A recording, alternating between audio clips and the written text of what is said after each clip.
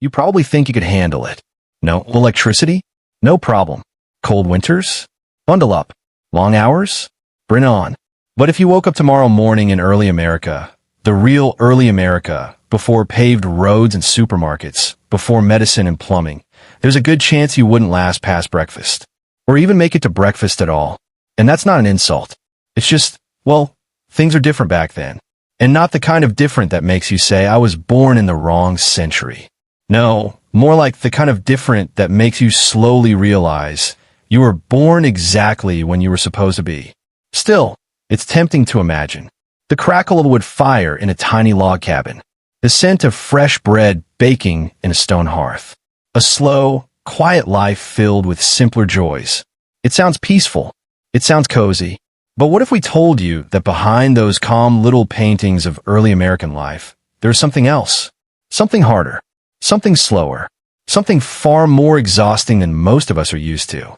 Tonight, as you drift off, we're going to walk through a single ordinary day in early America and show you moment by moment why most of us wouldn't last through it. The day begins before the sun even peeks over the trees. It's still dark, the kind of cold, wet darkness that clings to your skin even under wool blankets. There's no alarm clock, no phone buzz, no soft music to ease you into consciousness. Just the shrill crow of a rooster echoing through the woods, and the creak of your neighbor's wagon wheels as they rattle down the muddy path outside. You rub your eyes, shiver in the icy air, and fumble for your shoes. They're stiff from yesterday's mud, and the leather feels like it might crack. But you slide them on anyway. There's work to be done. Your cabin is small, smaller than most modern kitchens. The roof leaks when it rains, and the floor is always cold. You share with your family and maybe a few mice. There's no insulation, just logs, mud, and hope. A thin fire burns in the hearth, trying its best to keep the cold at bay. You start the morning with something like porridge, made from whatever grains you manage to save. There's no coffee, no cream, no fridge, just a pot, a spoon, and the quiet sound of wind brushing through the trees outside. You step outside and immediately notice it, the mud. Early America was a muddy place. Most roads were little more than ruts, beaten down by feet, hooves, and wagon wheels. Rain didn't drain, it pooled. Paths turned to bogs. Your boots squelch with every step. And that's just to get to the well, where you'll spend the first part of your morning hauling water. Heavy, sloshing, icy buckets, because there's no faucet waiting in the kitchen. You do this again and again, for cooking, for washing, for drinking, for everyone. Then comes the real work. If it's winter, you're chopping wood. If it's summer, you're in the fields, swinging a scythe or pulling weeds by hand. If you're lucky, you've got a plow, though it's probably rusty and it squeaks. If you're not lucky, you're the plow, and your back hurts, and your hands are raw, and your shirt hasn't been properly cleaned in weeks, because washing laundry means boiling it in a giant kettle and scrubbing it against a rock until your fingers bleed. Still think you'd survive? Mid-morning, your stomach growls. Breakfast was thin. There's no snack drawer. Maybe you have an apple tucked away, dried and shriveled from the winter store.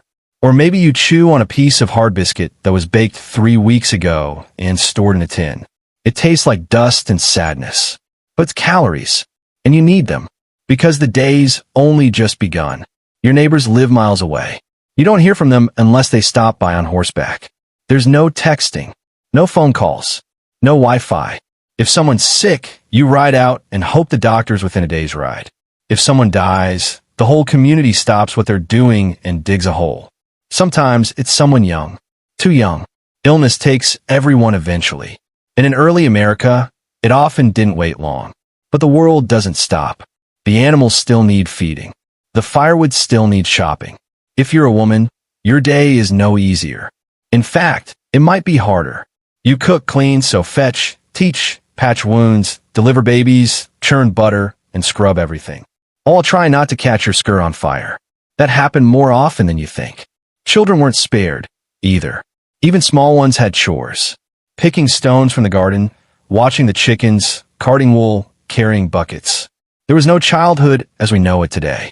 Just smaller versions of adult life, quieter perhaps, but no less demanding. You eat lunch if you have it.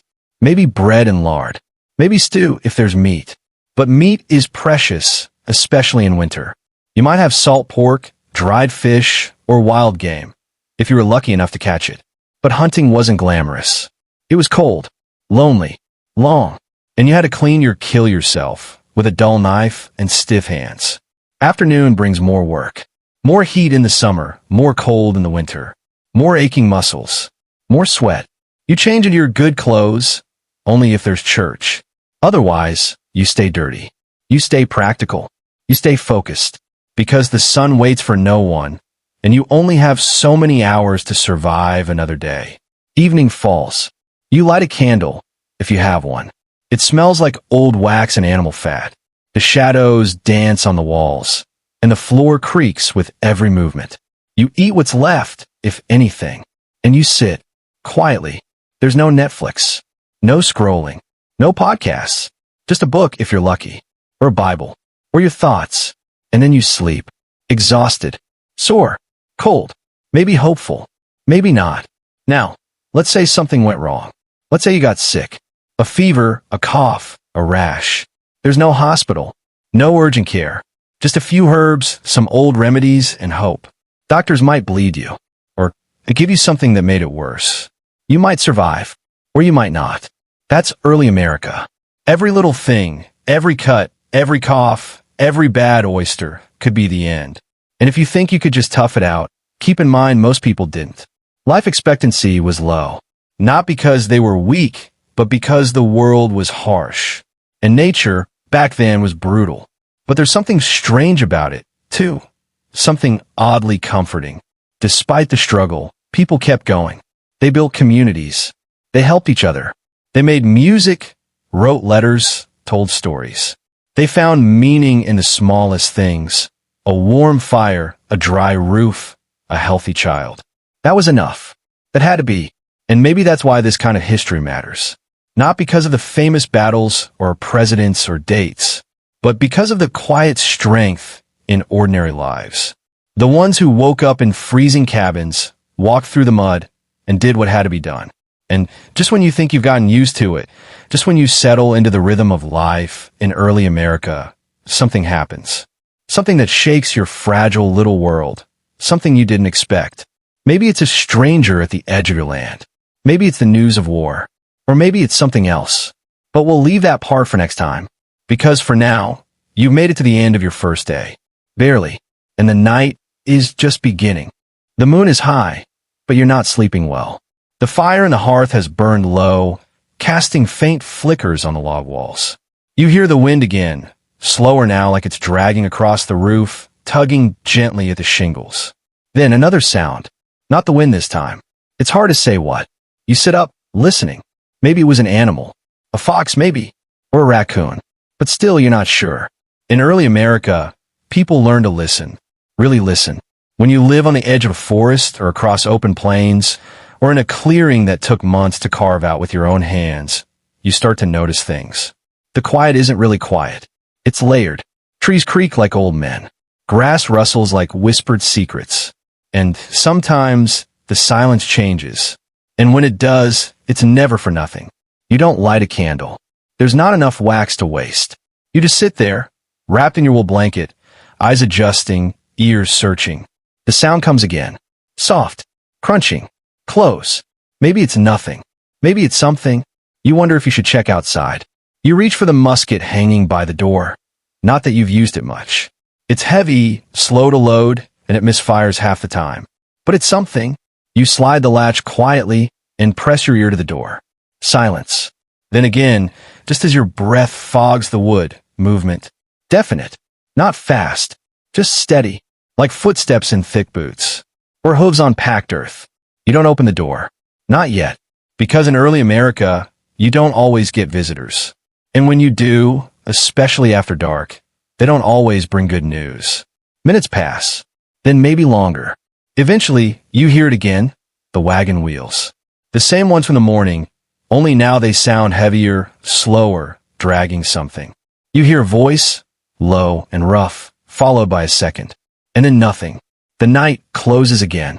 You fall asleep with the musket by your side, uncertain. The next morning, the light returns, gray and reluctant. You step outside. Everything is damp.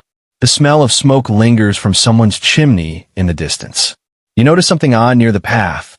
Fresh tracks. Not just wagon wheels, but boots. Deep ones. Heavy. Heading east, toward the woods.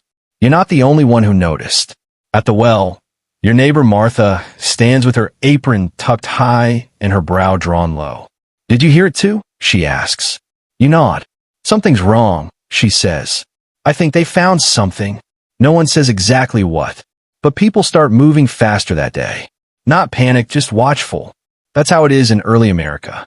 News doesn't break. It drips. Slowly. And by the time the truth reaches your ears, it's already been turned inside out and upside down. You try work like normal. Chop wood. Check the traps. Fetch the water. But you're distracted. Every crack in the trees feels louder. Every shadow looks longer. By afternoon, someone rides in from town. He doesn't say much. Just that there's been an incident. Out near the old mill. They're gathering a few men. Not a posse exactly. Just a group. To look around. That night, you don't sleep well either. The days blur again. One after the next. Winter air sharpens. Frost clings to the window edges. You wake, you work, you sleep. That's the rhythm. But beneath it, something shifts. More people whisper near the well. More candles burn late into the night. And the woods feel heavier, like they're hiding something. Then one morning, you're called. Not asked. Called. Someone needs help at the mill. Clearing out fallen timber, they say. But when you get there, it's not timber. It's what's under the timber. A coat. A boot. Then a man. Face down in the dirt. Nobody says his name right away. You recognize the coat, though. It belonged to Jeremiah Wren, a quiet man, kept to himself. He lived a few miles downriver, in a cabin overgrown with vines and moss. No wife. No children. Just bees, chickens, and quiet. Now he lies cold in the mud. His eyes closed. His hands folded like he was praying when it happened. Everyone stands silent. Someone finally mutters, wolves maybe, but the wounds say otherwise. That night, the community hold a meeting. In the small church, by lantern light. The pastor speaks in calm tones. Words like fear not, and divine judgment, and the Lord's test. But no one feels settled. Because wolves don't fold your hands. And wolves don't leave tracks that walk away on 2 feet. Still think you'd survive? Back in your cabin, you stoke the fire higher than usual. You push the table up against the door. Not because you're scared, just cautious. That's what you tell yourself. Outside, the wind picks up again. Then something hits the window. Just a branch, you think. You hope. You light the last candle and sit near it. Eyes on the flame. You don't know what's out there. But something is. And in early America, if something comes calling, you answer, whether you want to or not. The morning after the mill meeting is colder than usual. Your breath lingers long in the air, and frost cracks underfoot like old bone. The frost clings to every surface, silvering the wood, the fence posts, even the glassy stare of the well. Something feels different today. No birds. No dogs barking. No smoke from Martha's chimney. It's never completely silent out here. Even in the loneliest part of the forest, the world hums. But today the air is still. Too still. When you step outside, you notice tracks, fresh ones, right near your door. Not yours. Not barefoot. But wrong somehow. Not booted, not clawed. Wide. Flat. As if something pressed the snow with careful weight. But not something you recognize. They vanish halfway to the trees. That's what early America teaches you. The land isn't just about surviving the known. It's living beside the unknown, pretending not to notice it until it notices you first. At the meeting house that afternoon, fewer people arrive. The ones who do speak in shorter sentences, glancing at the windows like they expect something to peer back. There are talks of closing in for the season, gathering together in 1 or 2 homes for warmth, for safety. It's how settlers have always done it when times felt strange. But others say that's exactly what it wants, for you to gather, to huddle, to trust too much. No one says what it is. That night, you pack a bag quietly, just a few things. You're not leaving. Not yet. But you might. You stash the bag behind the woodpile, covered in straw. Outside, the snow falls again. But it's warm. Too warm for snow. And it smells wrong. like iron and old leaves, and something else, something wet. You close the shutters. 3 days pass with no new signs. Just that silence. It wraps around everything. The wind moves, but it doesn't whistle. The trees sway, but they don't creak. Like something is holding the world's breath. You visit Jeremiah Wren's old cabin, just to look. The door is ajar. The place looks untouched since his death. A spoon still rests on the table, half scraped with porridge long dried. A book lies open by the chair, Psalms, mostly underlined. You wonder if he knew, if he felt it coming. On the mantel, a line of wax figures, strange little shapes made from candle ends. One of them has been crushed. Suddenly, a sound behind you. The wind? No. Movement. You spin. Nothing. But something's missing. You're not sure what. You leave quickly. Back in town, the blacksmith Thomas tries to rally a group. We need torches, he says. We go out. We find whatever's out there. We end it. But others say no. What if it's not meant to be found? By the 5th night, people stop going out after dark. Even the brave ones. You learn to seal your windows tighter. Not just with wood, with symbols. Martha says it's an old thing, passed down. You don't believe in it. But you scratch the marks anyway, just in case. Then, the letter arrives. No one knows who brought it. No horse. No prints. Just an envelope, folded thick and tied with a red thread, sitting on your doorstep before dawn. It isn't addressed. Inside, a single sheet, handwritten in shaky ink. Don't follow the music, it reads. No name. No explanation. But that's the thing. You haven't heard any music. Not yet. You keep the letter. The next night, you do. It's faint. Off in the woods. High, slow, and sweet. Not like a fiddle or flute. Not any instrument you've ever heard. Just a sound, weaving through the trees like it knows your name. You stay inside. You want to follow it. But you remember the letter. You press your hands to your ears. It doesn't help. The music's not loud. It's underneath. Like a hum in your bones. By morning, you're exhausted. And the sound's gone. But you notice Martha's gone too. Her cabin door wide open. The fire cold. The well rope severed clean. You and Thomas and 2 others go looking.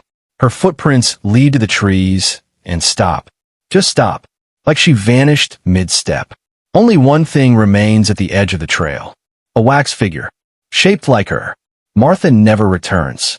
You don't sleep that night. The music doesn't come back. Not for days. But the letter stays on your table. You reread it each morning, hoping it might say something different. It never does. They buried Martha without a preacher. No one wanted to wait. By the time her neighbors carried the handmade pine box out to the hill above the church, a second letter had shown up. This one wasn't at your doorstep. It was nailed to the church door. No thread this time. Just a single nail, rusty and long, driven in at a strange angle. The letter was folded, creased down the middle like someone had clutched it too tight. No name again. Just 4 words. She followed it anyway.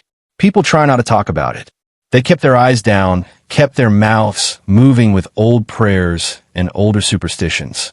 But no one could hide the fear in their hands, or the way they clutched their children closer at night.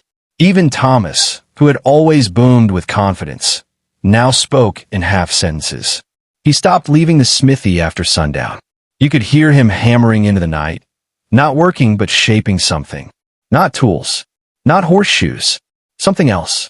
3 nights after the second letter, young Benjamin Deeks went missing.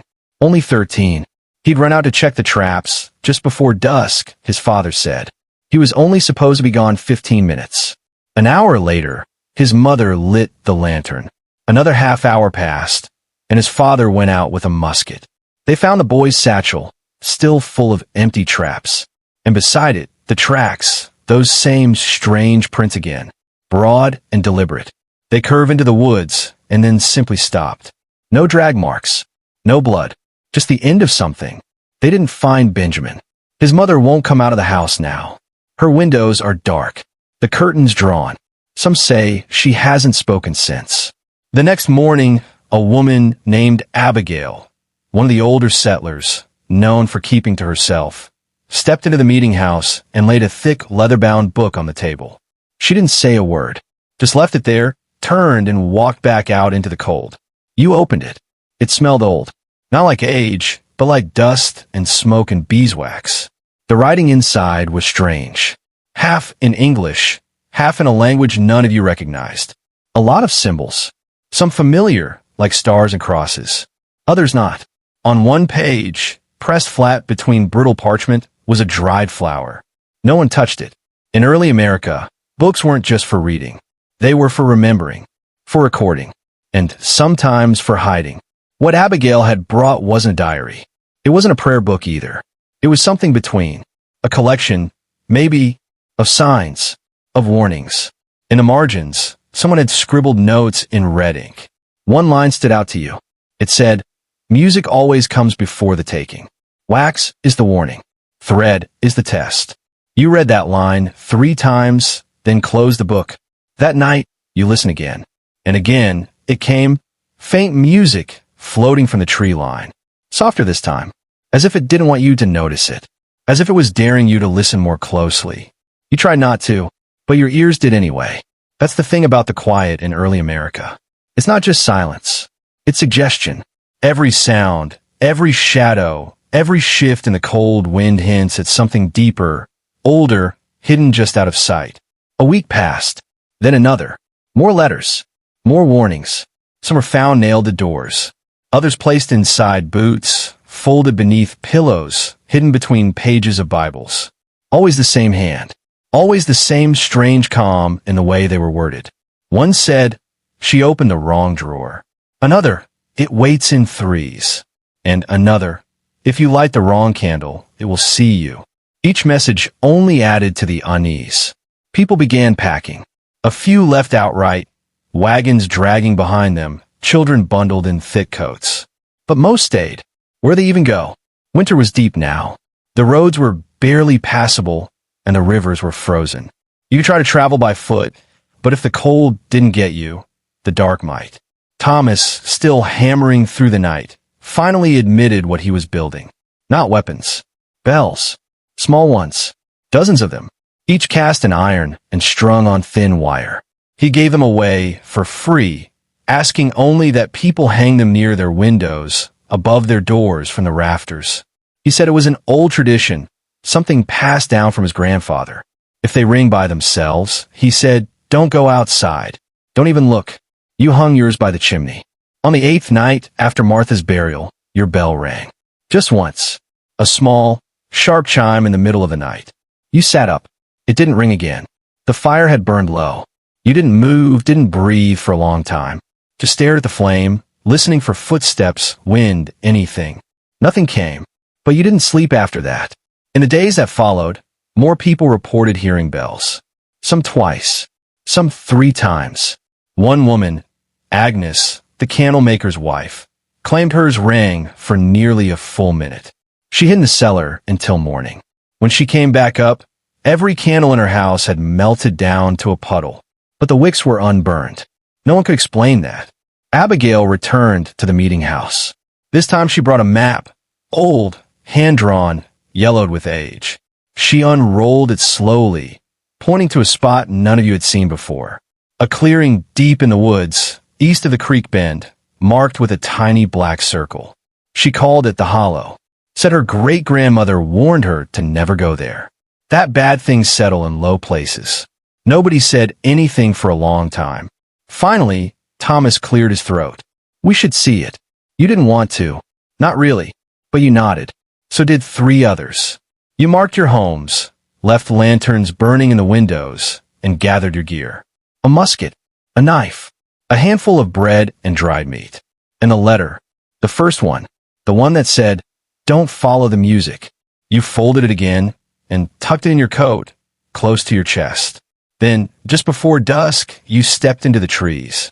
And behind you, the bell swayed gently in the cold, still air, but did not ring. The woods weren't unfamiliar to you. You'd walked them for years, chopped trees here, followed deer tracks, hunted squirrels. But this time felt different.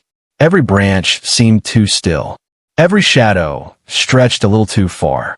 And the deeper you moved past the known paths, the more the land itself seemed to shift, subtle, like a memory trying to rewrite itself. No one spoke. Thomas led with a small hand lantern, its glow flickering with every gust of wind. Behind him, you walked second, boots crunching gently in the snow. The other two, Henry and Elias, followed close, their eyes darting between the trees, as if something might step out from behind the trunks at any moment. An hour passed, then another. No hollow yet, but strange signs began to appear. First, a row of stones, smooth river stones, half buried in the snow, set in a perfect circle no larger than a washtub. No one touched them. Henry muttered something about fairy rings. Elias whispered a prayer under his breath. He just kept walking. Then came the strings. Thin, colorless threads stretched between trees, barely visible unless the lantern caught them just right. They weren't tangled. They were arranged, woven into quiet, deliberate shapes that looked like stars or maybe eyes. You ducked under one, heart thudding. Who would do this? Thomas asked quietly. You didn't answer. You didn't want to say the truth out loud. No one from town. Not someone human, at least. Eventually, the snow faded to hard-packed ground. Then moss. Then just dirt, dry and oddly warm underfoot. It made no sense. The air was cold, and your breath still clouded, but the earth had shed the frost like it didn't belong here. Then you saw the hollow. It wasn't much to look at. Just a dip in the land, maybe 20 feet wide, sunken and round like the land had breathed in once and never exhaled. At the very center sat a stump, smooth, flat-topped, and dark with age. Around it, nothing. No birds. No tracks. Not even wind. You felt the weight of the silence. Not just absence of sound. Something more. Like the silence had been placed here, pressed down into the dirt and sealed in. Thomas stepped forward first. Don't, Elias whispered. But Thomas didn't stop. He moved slowly, carefully, watching the ground as if expecting it to open. He reached the edge of the hollow and crouched low. Something was burned here, he said. Long ago. You can smell it still. You caught it too. Charcoal, wax, maybe bone. Henry stayed back. Elias crossed himself again. You moved closer, but didn't step into the dip. Your eyes locked onto that stump. And then you saw the mark. Not carved. Branded. A spiral. Uneven, old, and deep. Like it had been seared into the wood with fire and held there too long. You opened your coat, pulled out the letter, the first one. You unfolded it slowly and held it close to the stump. A breath of wind stirred the paper. Then something moved behind you. Not a sound. Not a step. Just a sense that something massive had blinked. That's the only way to describe it. Like the woods themselves had turned, very slowly, to look at you. You turned too. There was nothing there. But Elias was gone. No scream. No shuffle. Just gone. Thomas stood up fast, nearly dropping the lantern. Henry backed away from the hollow without taking his eyes off the trees. You looked down at the stump. The spiral was darker now. You didn't remember it being that dark. The earth trembled. Not a full shake. Just a pulse. Like the land exhaled. Then, faint but clear, the music. Far off. Behind the trees. The same melody. The same tune. But this time, it didn't sound distant. It sounded aware. As if it knew who you were. As if it remembered. Henry ran. He didn't shout or warn anyone. Just turned and sprinted back the way you came, kicking up dirt and snow behind him. Thomas shouted his name. No answer. The music stopped. A moment passed. Then Thomas spoke, voice low and tight. We shouldn't have come. You nodded. You picked up the lantern. Let's go. Now. You didn't argue. But as you turned, your foot caught something just under the soil. A thread. Not thick like rope. Not twine. A single strand, pale and fine. You crouched and traced it with your fingers. It led out of the hollow, toward the trees. You followed it for a few feet, then noticed the wax. Little drops. Faint yellow dots every few steps. Dripped from something or someone. You look back. The stump looked smaller now. Or maybe the hollow was deeper. You called Thomas's name. No answer. You turned fully. And you were alone. Just the trees. The spiral. The wax. The music. Once again, playing softly through the dark. You whispered his name once more. And then, slowly you began walking. Not away. Toward the sound. Because something inside you needed to know. What waited there? What took Elias? What left the letters? And why it wanted you next? You walked slowly at first, the kind of slow where every step feels like it might be your last safe one. The thread was so thin you had to keep checking that it was still there. It trailed along the roots, tangled once around a dead branch, then dipped beneath a stone before rising again near the base of a crooked pine. The wax droplets kept showing up too, same distance apart, same faint golden glow when your lantern caught them. They weren't spilled by accident. That much felt certain now. They were placed, measured, almost like a map only certain people could see. It was darker here. Not nightfall dark, deeper than that. Like the trees swallowed the moonlight. Like even your thoughts had a whisper to get through. You called for Thomas again, but softer this time. The sound of your own voice made the silence worse. No answer. Just the creaking of trees shifting slowly in the cold. You passed a tree with markings on the bark. Thin slashes, low to the ground, like something had clawed it in anger or warning.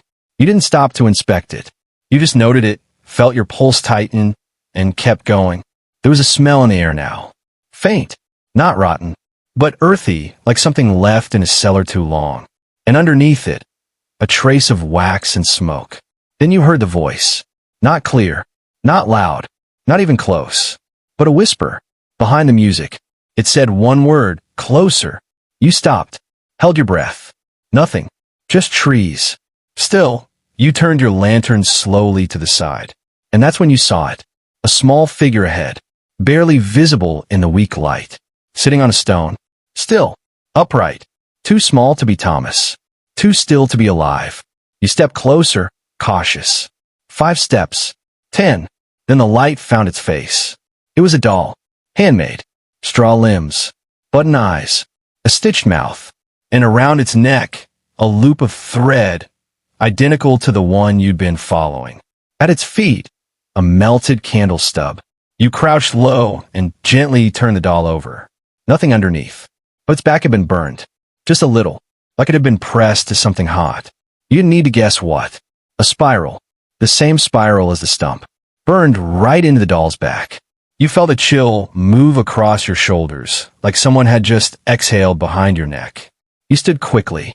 No one there. You should have gone back then. You knew it. But the thread was still there, stretching forward into the dark. So you followed it. Not because you wanted to, because you had to now. Something about the path made your feet keep moving even while your thoughts begged to stop. And then came the clearing. This one wasn't a hollow. It was flat, circular, open. A ring of 13 stones around the edge, tall, weathered, and cracked like ancient teeth. At the center was a lantern. Not yours. Not Thomas's. Older. Iron-framed. Lit with a pale flame that didn't flicker. It just burned. Next to it, standing perfectly still, was Thomas. Eyes wide. Arms limp at his sides. He didn't turn when you called his name. Didn't even blink. You moved closer. Thomas, you said again, quieter now. It's me. He opened his mouth, and from it came wax. Thick, yellow, dripping slow from his lips like a candle left too long by fire. You stepped back in horror. He didn't move. He didn't speak. He just stood, oozing wax from mouth and ears. And then you saw the thread, wrapped around his wrists, around his ankles, holding him in place like a marionette. And above him, a tree branch, split once down the middle. From it hung 4 more threads, each one twitching softly in the stillness. You reached out, half thinking to help, half just needing to do something. And just before your fingers touched the thread, his eyes shifted. Not his head, just his eyes. They rolled slowly toward you. And with that single glance, you understood something that you couldn't explain. He wasn't gone, but something else was there too. Inside, watching, waiting. The lantern flickered. The music started again. Not far off now. It was here, around you, all through the clearing. Not one instrument, many. Strings, wind, maybe a voice beneath it all. You couldn't move. Your feet rooted, your breath caught in your chest. And then the bell on your coat rang. Just once. That tiny iron bell Thomas had made. It let out one clean note, and the music stopped. Everything froze. The wax stopped dripping. The thread stopped moving. Even Thomas's eyes went still. The lantern died. Darkness swallowed everything. You stood there, eyes wide, unable to see, barely able to think. and from somewhere deep inside the woods, something stepped forward. You didn't see it. You just felt it, in the way the dirt shifted beneath your boots, in the cold that pressed against your chest, in the weight of everything going suddenly wrong. The early American wilderness was never meant to be tamed. The forest didn't forget, and some things that were buried long ago never stopped waiting. You didn't know how long you stood there in the dark. Time moved differently in the forest now. It didn't tick, it waited. Waited for you to breathe wrong. Waited for you to speak. Waited for you to make one sound too loud. But you didn't. You just stood, lantern clutched in your hand, even though the flame was gone. Your eyes strained to see, your ears strained to hear. The silence wasn't empty. It was packed full, like something thick had soaked into the trees and couldn't get out. Somewhere behind you, leaves shifted. You turned, slowly, not expecting to see anything but half hoping you wouldn't. But you did. A figure. Not Thomas. Too tall. Not walking. Just there. The outline of it was blurry. You couldn't focus. Like your mind was rejecting the shape. You stepped back. Careful. Quiet. Your boot hit something. It was the doll. Right where you'd left it. Only now its head was turned. Facing you. You froze again. Not because you believed in curses or ghosts, but because the air told you to. There was something about this patch of forest that had gone untouched for too long. Something had happened here in early America, and the land had chosen not to forget. You didn't need old books or stories to tell you that. You could feel it, like a memory trapped in the dirt. Still alive, still angry. The figure moved. Not forward, just shifted, like fog curling through the trees. Then it vanished. You ran. Not wildly. Not blindly. You followed the thread. You still held it in your fingers, the way a child clutches a parent's coat in a storm. It wasn't safety, but it was something. A line between you and being lost forever. You ran until your legs burned. And then you stumbled into light. Faint. Flickering. Real. A cabin. Old. Too old. The boards leaned. The shutters sagged. Smoke rose in a thin line from the chimney, barely visible. You didn't knock. You pushed the door open, breathless, half expecting the place to vanish like smoke. It didn't. A fire crackled inside. A kettle hung over it. And in the corner, Henry, sitting on the floor, staring at nothing. You said his name. No answer. You walked him, knees aching, heart pounding. He looked at you, eyes glassy. They showed me, he whispered. You crouched low. Showed you what? He didn't blink. What they did. What we all did. What was buried here. You tried to make sense of that. But Henry just shook his head slowly. We were warned not to dig. You sat next to him. Let the warmth of the fire creep into your fingers. Then you heard a sound from the back room. A creak. You stood and moved carefully to the door. The boards groaned under your boots. You pushed it open. Inside, the room was full of things.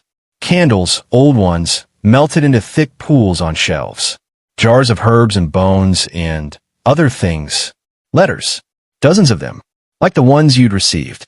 Each marked with that same spiral symbol. You picked one up. Unfolded it. The ink was faded, but the writing was clear. Old handwriting. Sharp.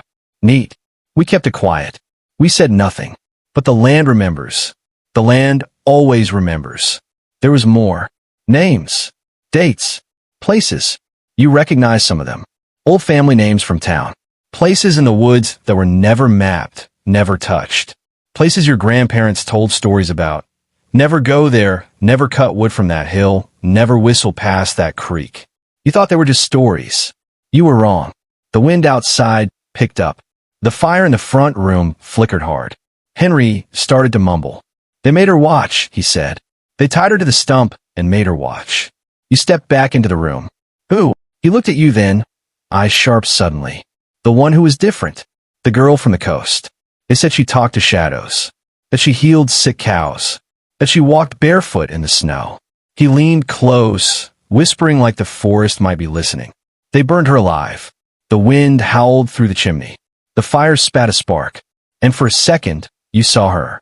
Just the faintest trace of a woman's face in the smoke. Eyes closed. Mouth stitched. Then gone. You sat back hard. Henry didn't look surprised. Some say she cursed the land, he whispered. But I think she just waited. Waited for someone to come back. Someone like you. You shook your head. I didn't do anything. But even as you said it, your chest tightened. Because something in you knew. Not in words, not in logic, but in that deep, quiet place where dreams live. You had called something up, or maybe you had stepped into its memory. Henry stood slowly. His hand trembled as he reached into his coat and pulled out something small. The bell. The same iron bell Thomas had made. Except this one was cracked. He held it out to you. She hears these, he said, but I think she fears them too. You took it. It was cold in your hand. Heavy. And then the knocking started. Not at the front door. From beneath the floorboards. Slow. Rhythmic. Like someone buried deep was knocking to be let out. Henry stepped back. The fire dimmed. You clutched the bell. And the knocking kept going. One beat. Then another. Then silence. You waited. But the sound never came again. Only the air shifted. And the door behind you creaked open by itself. You turned, heart pounding. Outside, the forest was waiting. Still. Silent. And very, very awake. You moved toward the open door. The cold air rushing in like a breath from a long-forgotten time. The forest outside no longer seemed quiet. It felt alive with secrets. Whispers folded into the wind. Shadows that shifted just beyond your sight. You stepped out. The cracked bell still heavy in your palm. Its weight a strange comfort and a silent warning. Henry followed you, his eyes never leaving the trees. You shouldn't be here, he said, voice low. Not alone. Not now. You swallowed the knot of fear in your throat. Why? What is this place? He shook his head slowly. It's more than a place. It's a memory. A wound that never healed. You looked around. The dense woods stretched endlessly, the canopy blotting out the stars. Somewhere deeper in, the trail of thread had disappeared, but the feeling of being watched was stronger than ever. Those who came before left pieces behind, Henry continued, tokens and warnings. Wax candles, twisted threads, dolls. They were trying to hold something back. Or maybe keep something out. You thought about the doll, with its burnt spiral back and hollow button eyes. What had it meant? A warning? A marker? The spiral symbol was everywhere, from the stump to the letters to the doll. It was like a sign language no one alive could fully read. Do you believe the stories? You asked him. The one about the girl who was burned? The curse. Henry's face grew harder. I believe the land holds memory, and some memories are too heavy to fade. But curses, those are just ways to explain the things people don't want to face. You nodded, but your heart raced with a different thought. What if the land was waiting? Not just remembering, but waiting for something or someone. Suddenly, the wind shifted again, colder this time. You pulled your coat tighter, trying to shake the creeping dread. Henry motioned toward the forest. There's a path, he said, but it's not marked by thread. It's marked by silence. You'll hear it before you see it, the quiet that isn't quiet. If you listen, you can find it. You glanced back toward the cabin's dim light, then at the forest ahead. The mystery wasn't over. If anything, it was just beginning. With a deep breath, you stepped forward into the dark woods, ready to follow that silence, and whatever it might lead to. You pressed deeper into the forest, the cracked bell tucked tightly in your hand. The silence Henry spoke of was strange, thick, almost like a physical weight pressing against your ears. No birds sang. No insects buzzed. Even the wind seemed to hold its breath. It was as if the forest itself was waiting, watching, holding its secrets just out of reach. Your footsteps were soft, careful, but still they echoed unnaturally loud in the quiet. You kept your eyes wide, searching the shadows between the trees. Every now and then, the spiral symbol from the letters and doll flashed in your mind, like a ghostly reminder that this was not just any forest. It was a place that belonged to a story much bigger than you. The trail was hard to follow, but you tried to keep your senses sharp. You remembered Henry's warning. The path wouldn't be marked by thread, but by silence. So you listened, really listened. The rustle of leaves, the snap of twigs, the distant call of an owl, all faded away until you heard something else. A soft, rhythmic pulse, like a heartbeat beneath the earth. You stopped and bent low, pressing your ear to the cold ground. The sound was faint, but unmistakable. Thump, thump, thump. Your heart quickened. Was it the land itself? or something buried beneath it, trying to reach out? As you stood, a sudden movement caught your eye, a flicker of white in the distance. You squinted. It was too small to be a person, too deliberate to be an animal. You took a few steps toward it, your breath fogging in the cold air. The shape grew clearer. A child, or something like a child. She was pale, almost glowing, with dark hair that spilled over her shoulders. Her eyes were wide and deep, as if she'd seen more than she should have. She wore a simple dress, torn at the edges, like she had wandered lost for years. She didn't speak. She just stared. You wanted to call out, to ask who she was, but your voice caught in your throat. Then she reached out a hand, small and trembling. You hesitated. Something about her was both familiar and wrong, like a memory you couldn't place. The cracked bell in your hand suddenly grew heavy. You held it up, and the girl's eyes flickered with something. Fear? Recognition? You weren't sure. Before you could move, the forest behind her rustled violently. Branches cracked. A dark shape emerged. Not a person. Not an animal. Something else. You stepped back, heart pounding. The girl didn't move. The dark shape loomed closer. You realized then, the forest had its watchers. You gripped the bell tighter. The air thickened. And then, just as suddenly as it appeared, the dark shape vanished into the night. The girl blinked and vanished too. You were alone. The silence returned. But now, it was filled with questions you couldn't answer. Who was she? What did she want? And what waited in the shadows, still watching, still waiting? You turned and ran. Back toward the cabin. Back toward Henry. Back toward whatever truth this land was hiding. But the forest was not done with you yet. The night air felt thicker now, heavier with every step you took back toward the cabin. The forest seemed to close in around you, branches reaching like twisted fingers, shadows stretching long and dark beneath the moonlight.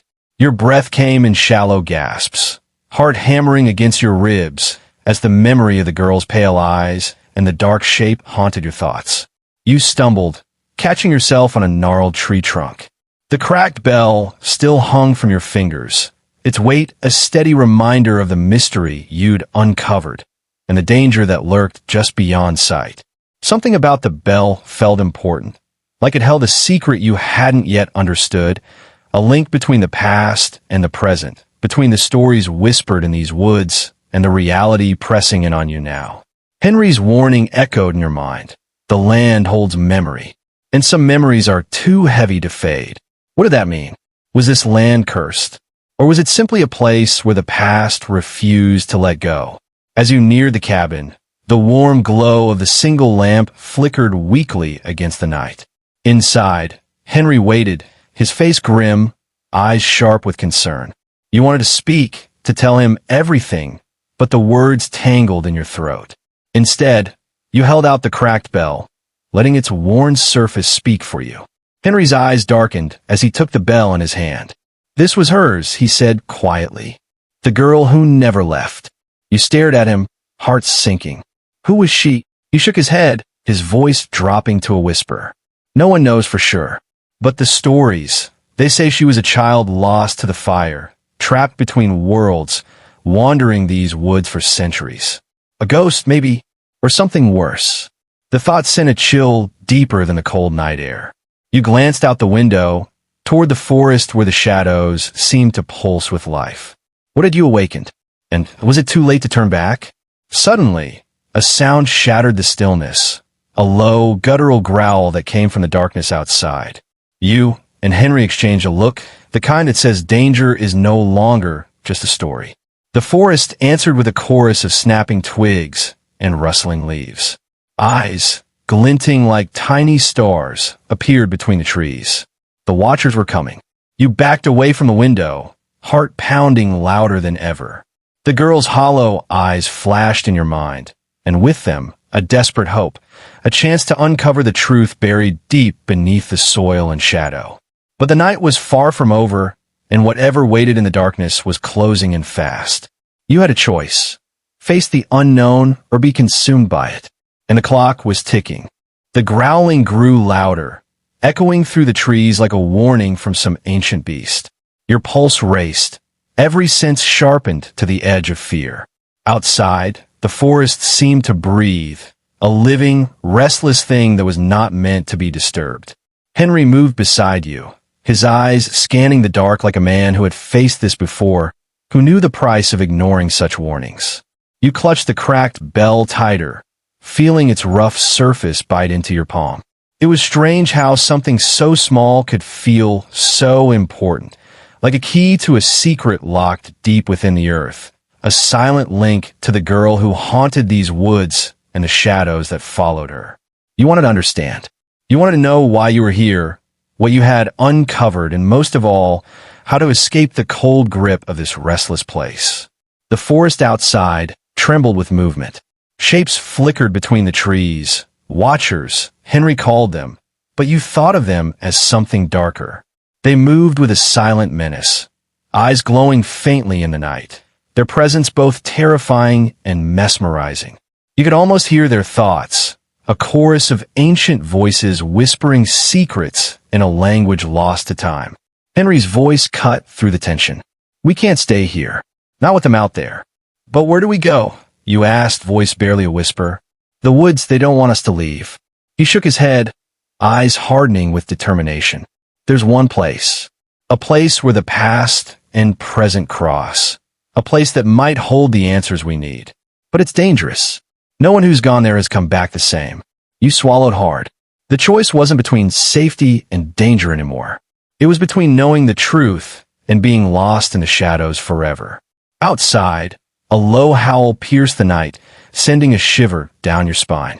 The watchers were closing in, their silent hunt beginning. You looked at Henry. Then we go. We face whatever this is. He nodded, pulling a worn map from his coat pocket. This is where we start, he said, pointing to a spot deep within the forest, marked only by a faded spiral. As you stepped into the dark, the cold air wrapped around you like a cloak. The forest seemed to shift, alive with unseen eyes and whispered warnings.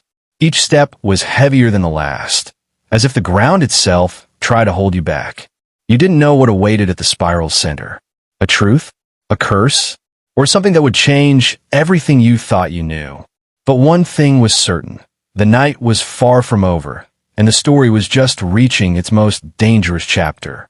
The trees closed in tighter around you as you and Henry pressed deeper into the forest, the faint glow of the cabin disappearing behind you like a fading memory. The path was no longer clear. It twisted, tangled with roots and fallen branches, forcing you to stumble with every step. The cold bit into your skin, but it was the silence that unnerved you most, a heavy stillness that made your heart pound louder than the pounding in your ears.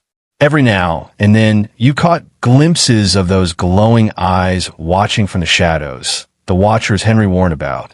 They didn't move like ordinary animals. Their presence was deliberate, calculated, as if they were studying your every move. The hairs on your neck stood on end, but you forced yourself forward. The cracked bell in your hand felt like the only thing keeping you tethered to reality. Henry kept the map close, his voice low and steady as he guided you toward the spiral marked on the old parchment. This place, he said quietly, is where the stories began, where the fire burned, where the girl was lost. If there's any chance to understand, it's there. You swallowed hard, the weight of what lay ahead pressing down like the dark canopy above. The forest floor was soft underfoot, covered in a thick layer of fallen leaves and ash, remnants of a past that still seemed to smolder beneath the surface.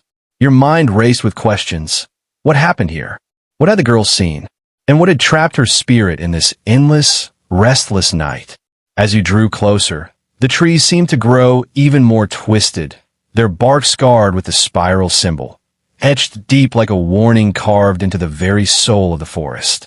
The air grew colder still, and a low hum began to fill the silence, a sound that was almost too faint to notice at first, but grew steadily louder. It felt like the pulse of the earth itself, a heartbeat resonating beneath your feet. You reached the center of the spiral.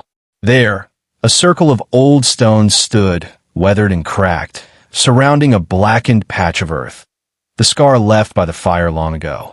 The wind whispered through the branches, carrying with it a voice so faint you thought you might be imagining it. "Help me." You froze. Henry looked at you, eyes wide with recognition and fear. "She's here," he said, voice trembling. "And she's waiting." Suddenly, the watchers closed in from all sides, their eyes glowing brighter, their shapes emerging more clearly in the moonlight. Figures cloaked in shadow, silent but deadly. The forest seemed to hold its breath, waiting for what would come next.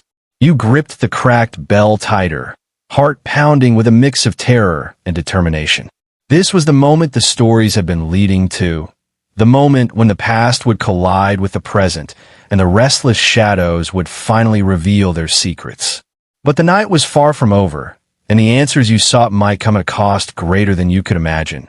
The ground beneath your feet trembled, just slightly at first, like a distant echo, but it was enough to make you take a step back from the blackened earth at the center of the spiral.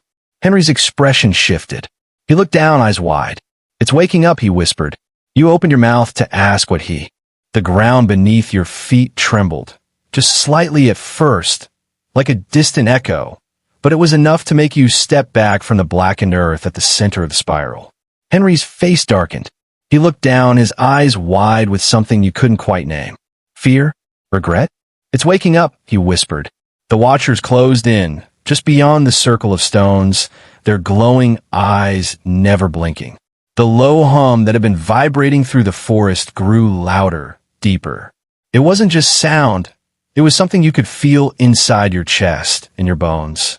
The cracked bell in your hand vibrated too, pulsing with a rhythm that matched the humming earth. "What's waking up?" you asked, barely able to push the words out. Henry didn't answer. His eyes were fixed on the blackened patch of earth, where faint orange light now flickered like embers stirring back to life. The ground began to split open, not violently, but with a slow and deliberate motion, revealing something beneath the surface. An old wooden frame, charred and twisted, the remains of a trapdoor or cellar that had been buried and forgotten. "She wasn't the only one," Henry said suddenly. "The girl." "What do you mean?" "There were others," he said, almost to himself. "That night, the fire didn't just take her. They lied. They buried it all. What really happened?" You stared at him. "Henry, what are you talking about?" But before he could respond, the trapdoor creaked open, and from the darkness below, something began to rise. It wasn't a girl. At least, not exactly. The figure that emerged looked like her, but there was something different. Her face was older, her expression hollow, and her eyes, they weren't just empty. They were furious. Behind her, you could make out more movement. Shapes. Others. As if the ground had been holding not just one spirit, but many. The watchers hissed and backed away, retreating into the shadows as if even they feared what had been unleashed. "She's not just a ghost," Henry said slowly. "She's become something else." The girl, if you could still call her that, lifted her hand, and the cracked bell in your palm yanked forward as if pulled by a magnet. You held on, struggling against the force, but the bell began to glow with the same orange light as the fire below. "Why me?" you asked, not to Henry but to her. Her mouth opened, but no words came out. Instead, you heard her voice inside your head. You opened the circle. You heard the story. Now you carry the memory. A sudden wind tore through the clearing, knocking both you and Henry to the ground. The map fluttered into the firelight, catching briefly before being swallowed by the flames that had begun to rise from the earth. The spiral wasn't just a marking. It was a seal, and now it was broken. You scrambled to your feet. "We have to close it." Henry shook his head. "We don't know how. But you said—" "I said this is where it started. I never said it could be ended." The girl's form flickered, almost like she was struggling to remain visible. Behind her, the others stood in silence. Men, women, children, some of them missing features, others wrapped in smoke and shadow. They weren't just lost. They were bound to this place. "Then why did you bring me here?" you demanded. Henry looked at you with an expression that broke your heart. "Because I thought maybe you could." Before you could answer, the girl raised her hand again, and this time, the bell flew from your grip, landing in the center of the spiral. There was a flash of light, and everything went still. You woke up in the middle of the clearing, but the world had changed. The trees were taller, denser, and older. The air smelled different, like smoke and something sour. Henry was gone. The watchers were gone. Even the girl and the other spirits had vanished. But the cracked bell was still there, lying beside you in the dirt, perfectly cold. And behind you, the cabin was burning. Except it wasn't the same cabin. The wood was fresher, the roof newer. You realized, with a sinking feeling, that you weren't in your own time anymore. You had gone back to the night of the fire. You stood, heart pounding. If this was the past, then you had a chance, maybe the only chance, to find out what really happened. To stop whatever was set in motion that night. To save the girl. But as you turned toward the sound of voices in the distance, panicked, angry voices, you saw something that made your blood run cold. Henry was standing in the crowd. And he was younger. Much younger. He looked exactly like the man you knew, but his face was smoother, his eyes sharper, and his voice, though you couldn't hear the words, carried authority. People were listening to him, following his orders. And then it hit you. Henry hadn't just known the story. He had been part of it. You stepped back, your mind spinning. If Henry had been there the night the fire started, what else had he hidden? What had he really meant when he said he couldn't end it? And why had he brought you here now? The flames roared louder, and you turned just in time to see the young girl, her real self, being pulled toward the cabin by two men. She struggled, screaming, but they didn't let go. The townspeople turned away. You had always thought she had died in the fire, but she had been forced into it. The truth slammed into you with the weight of stone. She had been sacrificed. For what? The spiral. The watchers. The bell. You didn't know the full story yet, but one thing was suddenly very clear. This was no ordinary haunting. This was a cover-up. A ritual. A secret buried so deep it had taken generations to forget. And now, you were in the middle of it. You stepped toward the crowd, heart racing, unsure of what to do, but determined to do something. The girl's eyes met yours, full of fear and desperation. She didn't know who you were, but she knew you were different. And in that moment, the cracked bell began to glow again, even though it hadn't moved. The ritual was beginning again, unless you stopped it. But how? You had no allies, no plan, only a bell, a secret, and a story that refused to be forgotten. The ground shook again, and the watchers returned, this time, not hiding. They were ready to finish what had started. And so were you. The watchers didn't speak. They didn't need to. Their presence alone made the air feel heavy, like you were breathing through wet cloth. You stood between the burning cabin and the ring of villagers, your heart hammering in your chest. Somewhere inside that inferno, the girl was screaming, but this time her voice wasn't coming from memory or echoes. It was real, present, and terrified. The bell in your hand buzzed again. The crack across its surface had grown wider, splitting its face in two. It looked like it would fall apart at any moment, but it hadn't. Not yet. It was holding itself together, just like you were. Henry, the younger version of him, was shouting orders, trying to maintain control of the crowd. But his eyes flicked toward you again and again, uncertainty flashing behind his forced calm. Maybe he recognized something in your face. Maybe he already knew, deep down, that history wasn't going to repeat the way it had before. You moved, not toward the crowd, not toward Henry. You ran straight into the fire. The heat hit like a wall. Your skin stung, your lungs ached, but the bell pulsed with light. And as you crossed the threshold, the flames parted, just slightly. It didn't make sense. You weren't protected by anything except determination and something much older than you. Something that seemed to acknowledge that the story had gone on long enough. Inside the cabin, the girl was tied to a wooden post. Her wrists were raw, her eyes wide with fear. But she wasn't crying. She stared at you like she expected you to be there, like she'd been waiting. You moved quickly, cutting the ropes with a shard of broken glass from a window. Her arms fell to her sides, and for a moment, she didn't move. Then she whispered one word, "Run," but it was too late. Behind you, the flames surged, and a figure stepped through the wall of fire. It wasn't Henry. It was something else, something ancient. Its form shifted constantly, sometimes a man, sometimes a creature made of smoke and ash.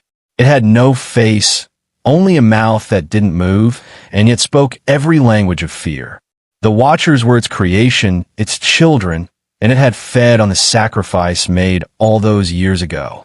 It had been summoned by a ritual meant to protect the land, to make it fruitful, but the price was always blood. And it had not been satisfied with just one girl. The bell in your hand screamed, a high, piercing tone that shook the walls of the burning cabin. The spirit recoiled just slightly. You turned toward it, lifting the cracked bell high, though you had no idea what to do next. Tell the truth, the girl said beside you. What? Say what happened. Speak aloud. So you did. You told the story, the one you had pieced together from fragments, whispers, and visions. You told the story of the girl who had been sacrificed, the ritual hidden as an accident, the silence bought with fear and power. You told the truth that had been buried under generations of shame and lies. And as you spoke, the fire dimmed.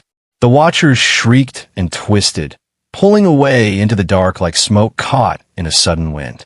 The creature, the Ancient One, shuddered violently. It didn't vanish, but it began to fade. The truth weakened it, but not enough to stop it. Not yet. Suddenly, the cracked bell flew from your hand and hovered in the air between you and the creature. It glowed, brighter than ever before. The split across its surface widened, a thin line of light escaping from within. And then, with a sound like thunder, it shattered. The light exploded outward, knocking you and the girl off your feet. Everything went white. When you woke, you were lying in the ashes of the cabin. It was morning. The air was cool, quiet. The girl was beside you, sleeping peacefully. And across the field, the villagers were gone. The Watchers were gone. Even the young Henry had disappeared. The only thing left behind was a scorched spiral burned into the ground where the cabin had stood.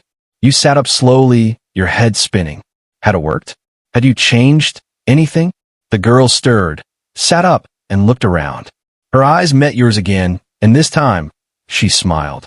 As she began to fade, you reached out instinctively, trying to hold on to her, but your hand passed through her shoulder like smoke. I remember now, she said. I remember everything. And then she was gone. Not pulled. Not taken. Released. You stood in silence. And then you heard footsteps behind you. You turned. It was Henry, the older one, the one you knew. How long have you been standing there? You asked. He smiled faintly.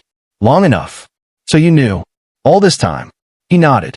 I knew the story, but not the whole of it. I didn't know what part one played in it until I saw myself. And you didn't stop it? I tried.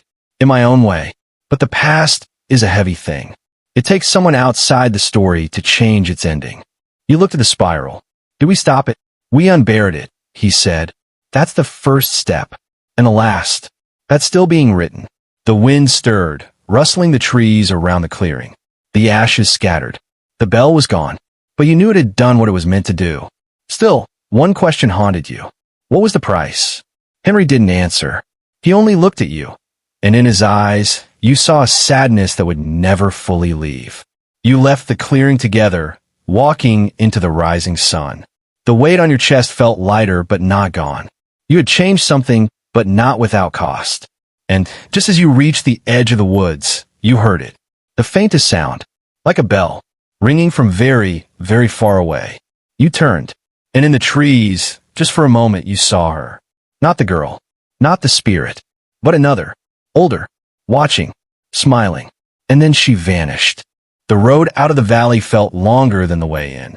Each step forward felt like you were walking through history, through stories that had been silenced for centuries, through names forgotten, and through the memories of people who had no choice but to live within the weight of secrets. Henry walked beside you, quieter now, less burdened somehow. The lines on his face didn't look as harsh in the morning light.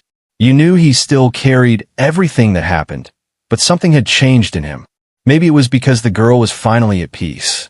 Maybe it was because the silence had been broken. You asked him about the town. What would happen to it now? He said something strange. Places remember. People forget. But when enough people remember together, the place forgives. You didn't understand it then, not fully. But as you reached the edge of the forest and saw the first glimpse of the road back to the world you came from, you started to feel it too. The bell was gone, but it had done what it was built for. Not to curse, not to control, but to remember.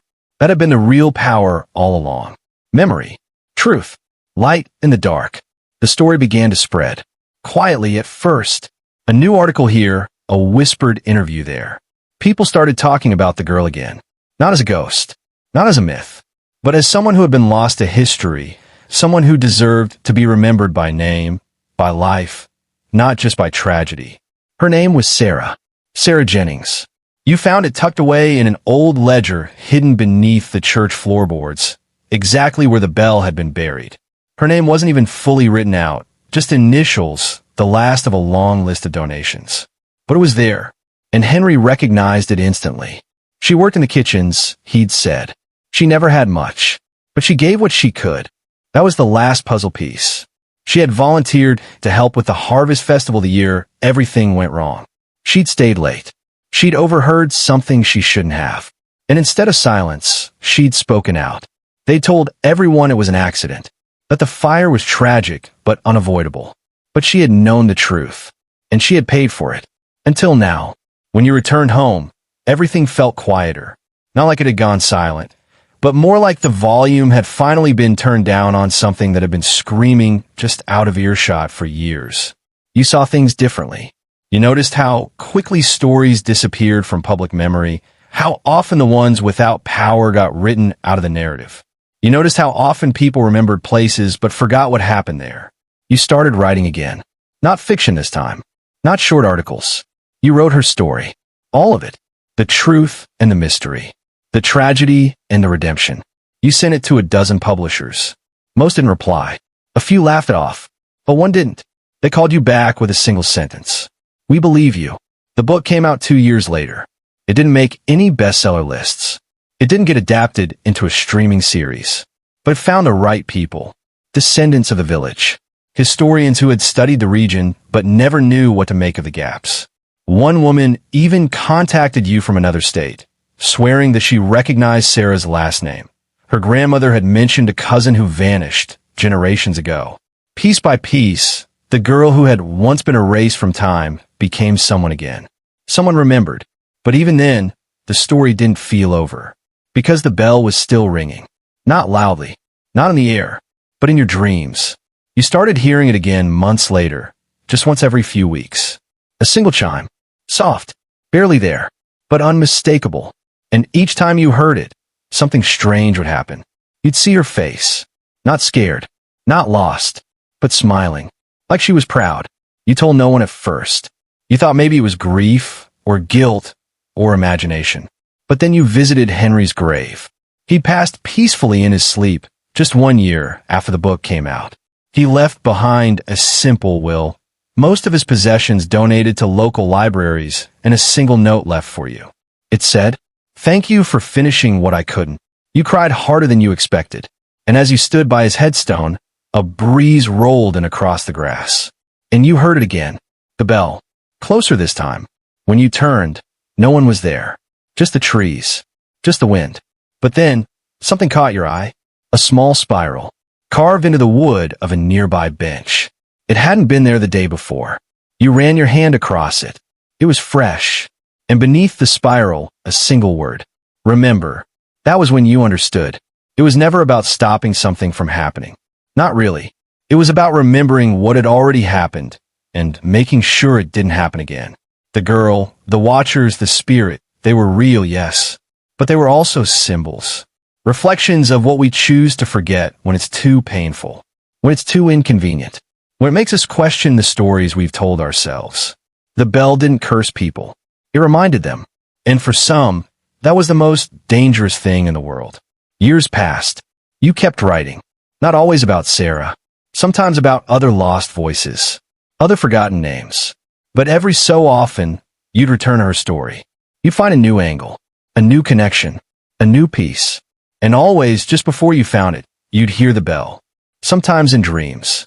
Sometimes in the spaces between waking. But always clear. Always waiting. You started seeing spirals in places you hadn't expected. On the backs of old paintings. In the carvings of old barns. In the frost on your window during certain winter mornings. Each one made you pause. made you think, not because you were afraid anymore, but because you weren't alone. Others were hearing the bell too. They started reaching out, quietly like you once had. Emails, letters, late-night phone calls from numbers with no caller ID. Each one had a story, a fragment, a loss, a truth they hadn't known how to share. And each time, the spiral appeared. It wasn't a cult. It wasn't an organization. It was a memory, alive, spreading. Because once you know the truth, you can't unknow it. Once you've heard the bell, you can't pretend you haven't. One night, you returned to the place where it had all begun. The clearing was different now. Greener, less haunted somehow. The spiral had faded into the grass, overgrown and softened by time. But when you stood there, you felt something deep in your chest. Not fear, not sorrow, but presence. A soft knowing. And then, in the quiet, you heard it. The bell. One last time. You smiled, and you whispered to the trees. I remember. The air had stilled, but the feeling hadn't left you. That gentle echo of something greater, something deeper, lingered in your bones like a shadow in late afternoon light. The forest behind you is quiet now, its stories finally told. Yet even in the calm, your heart remained alert, as though the bell could ring again at any moment. Weeks passed, then months. Life found its rhythm again, but not in the way it had before. Everything was slower now, more intentional. You noticed details you used to miss, the texture of leaves, the way light fell differently after a storm, the way strangers sometimes looked like echoes of forgotten lives. It was as if the veil between past and present had thinned, and you were now one of the few people who could see through it. Henry's home, long neglected, had become a kind of sanctuary. You didn't sell it. You couldn't. Instead, you restored it piece by piece, keeping the old photographs and crooked bookshelves exactly as they were. It wasn't just a house anymore. It was a record, a place of memory. You opened it on Sundays. Quietly. No big signs. No tours. Just an open door for anyone who wanted to learn about what had happened in the valley. About Sarah. About the bell. About the cost of silence. And the power of remembering. At first, no one came. Then, slowly, word began to spread. A teacher from a nearby town brought her students. A local reporter stopped by. A woman who said she once lived near the church before it burned down returned just to stand on the grass, her eyes full of something she couldn't explain. You didn't push. You just listened. That's what Sarah had done once. And now it was your turn. But stories, like rivers, don't stop just because they leave one place. They flow on, reshaping the land wherever they go. One evening, you received a letter. Handwritten, postmarked from a distant state you'd never visited. It came with no return address. Inside was a photograph. Old, faded, cracked at the corners. But unmistakable. It was Sarah. Not the sketch you'd seen. Not the mural. A real photo. She was smiling. And beside her was a young man in a worn uniform. Militia, likely. On the back, in delicate, flowing handwriting, was a single line. She was braver than any of us. There was no signature. You stared at the photo for a long time. Then you placed it on the mantel beside Henry's picture and lit a small candle. Just once. Just for her. But the questions began again. Who sent the photo? Why now? How had it survived the fire? The need to know returned, familiar and urgent. So you followed it. That summer, you traveled east, retracing Sarah's life from the town she was born in to the last census record before she vanished. Along the way, you found other pieces. A church ledger with her handwriting. A newspaper clipping that mentioned a harvest fundraiser she organized. Every trace made her more real, more complete. And yet, the spiral returned too. Drawn in dust on the back window of your rental car. Etched into a library desk in a small rural archive. Always quiet. Always present. But not threatening anymore. Now it felt like a promise. That she hadn't been lost.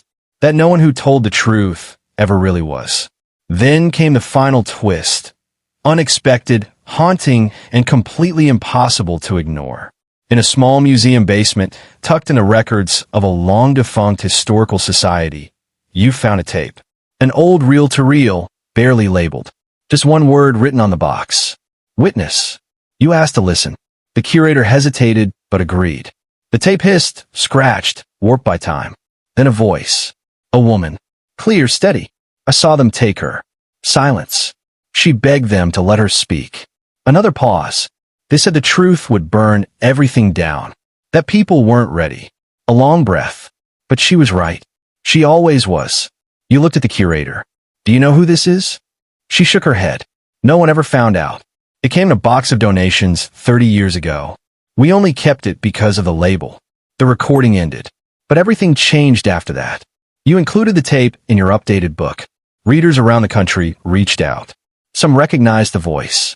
Others swore they knew the men she mentioned. A few historians argued it could be fabricated, but others said it matched other suppressed testimonies from the same era. Sarah's story had crossed over now, from folklore into fact, from legend into legacy. It wasn't about the bell anymore. It was about every voice like hers, every name that vanished under the weight of silence, every warning no one wanted to hear.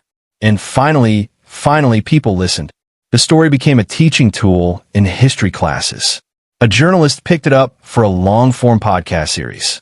A playwright adapted it for the stage. But through it all, you never forgot why you started.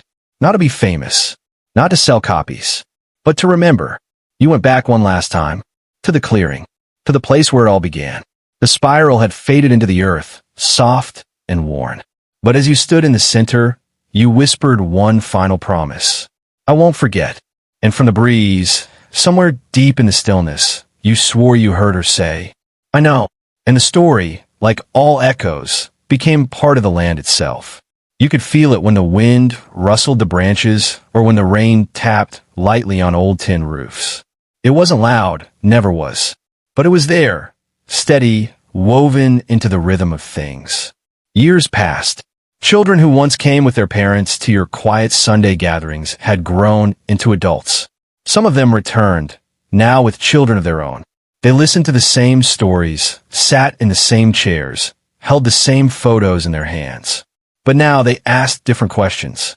Not just what happened, but what does it mean? And in that simple shift, something powerful stirred. The old myths that once lived in dusty textbooks had transformed. They weren't just tales about brave settlers and noble struggles anymore. They were human stories, messy, raw, full of choices and consequences. They were about people who were forgotten and those who refused to forget. The town, too, had changed. Where once stood a broken bell tower and empty fields, there was now a modest memorial garden. Not grand, not polished, just a circle of stones, each with a name that someone had worked hard to remember. Sarah's name was there. So was Henry's. And others, too, whose stories had surfaced over time. Women and men who had stood up, spoken out, or simply refused to stay quiet. One spring, a national museum reached out. They wanted to feature your work, Sarah's life, the mysterious recordings, the lost testimonies, in an exhibit about suppressed histories. You agreed, but only under one condition. The exhibit had to include voices. Not actors. Real descendants. Real historians. Real people. Because this wasn't about you. It never had been. And when the exhibit opened, something unexpected happened. People wept. Not just from sadness, but from recognition. They saw themselves in those faces, in those names, in those lost letters and fading photos. They saw the dangers of silence and the strength it took to break it. And as they left, they whispered words like never again, and we have to keep telling these stories. That's when you knew it had all been worth it. Even the hardest parts, especially the hardest parts. But life, being what it is, didn't stop for your work. Seasons changed. Loved ones came and went. The house grew quieter, your steps slower, and eventually you knew it was time. So you wrote it all down. Every word. Not just what happened, but how it felt. The doubt. The hope. The moments of fear and the flashes of clarity. You left no detail untouched, because truth deserves that. And when you were done, you placed the manuscript on your shelf beside the old photograph of Sarah and the silent tape labeled Witness. You lit one final candle. Then you locked the door behind you. Not out of secrecy, but out of peace. You knew others would open it again. They always do. And in that final quiet, as the evening air settled and the world outside paused for just a moment, you realize something simple and beautiful. Stories don't end. They wait.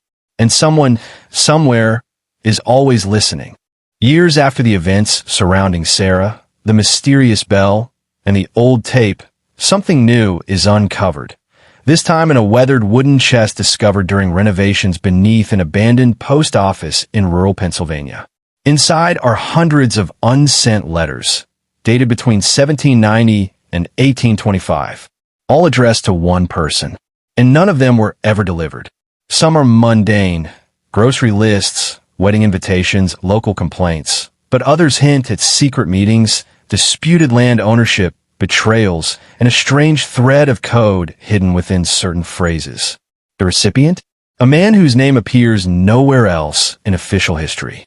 As the narrator begins decoding the truth behind the letters, a new mystery unravels, one that stretches across states, generations, and a forgotten network of resistance that operated in the shadows of early American democracy.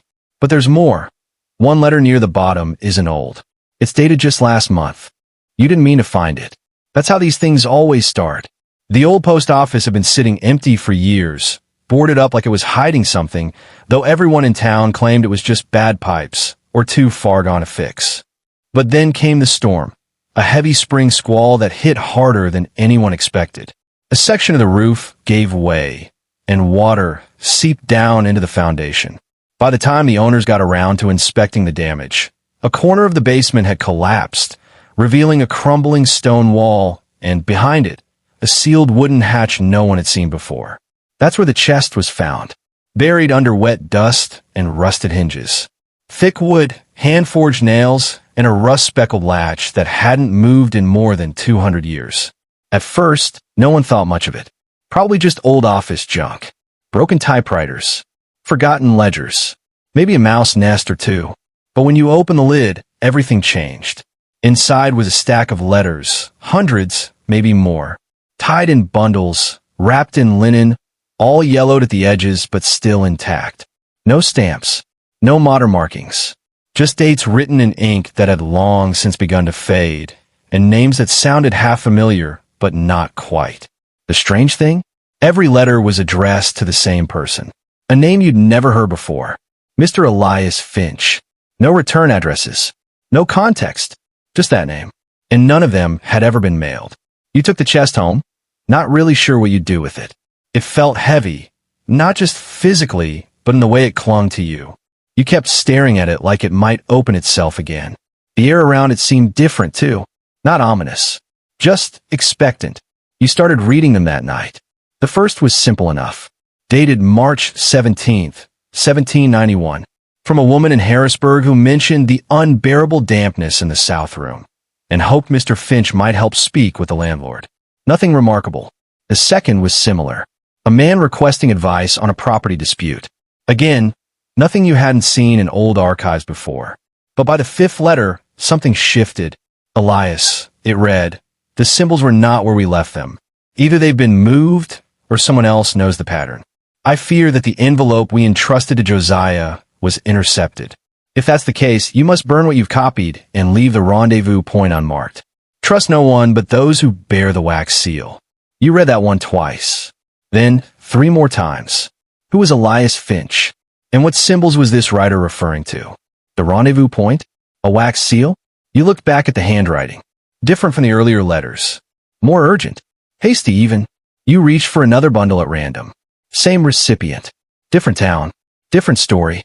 This one spoke of an abandoned mill, a transaction that could not be witnessed in daylight, and someone named Willoughby who had grown reckless with the power of half-truths.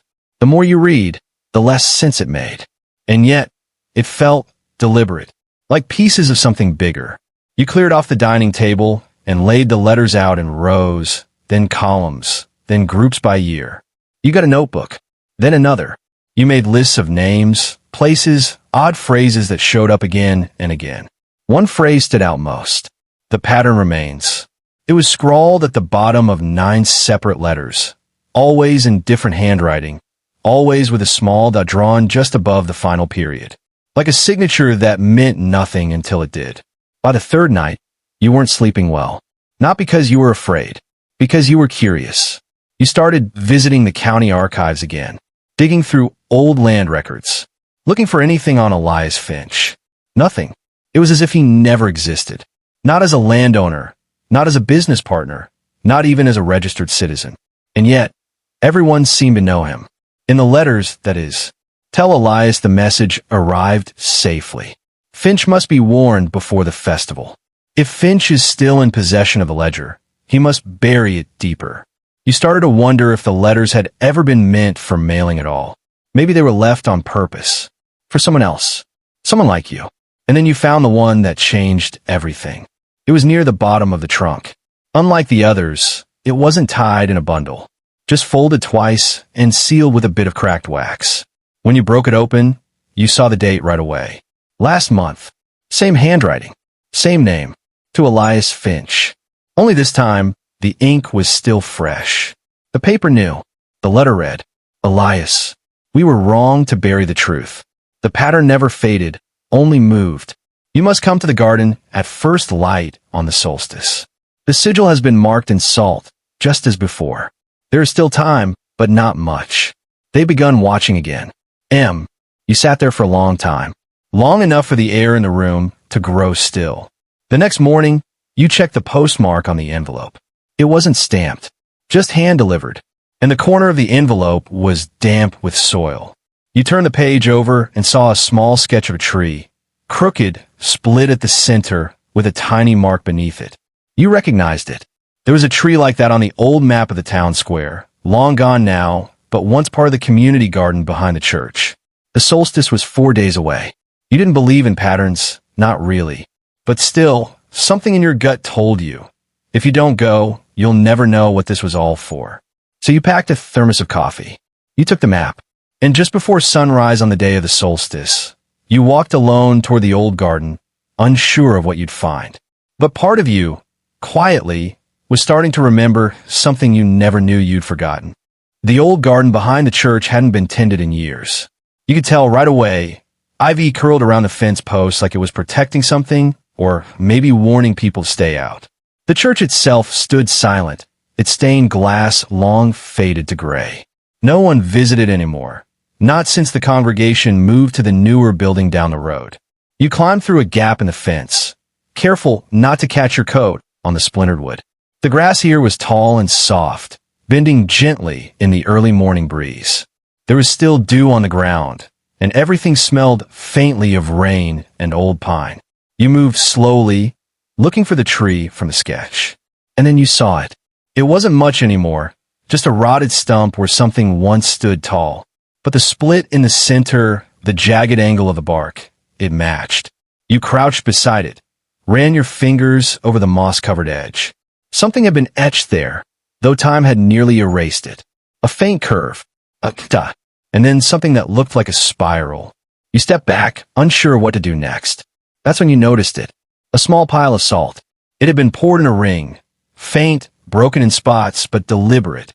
It circled the base of the stump like a quiet boundary. A marker, maybe a warning.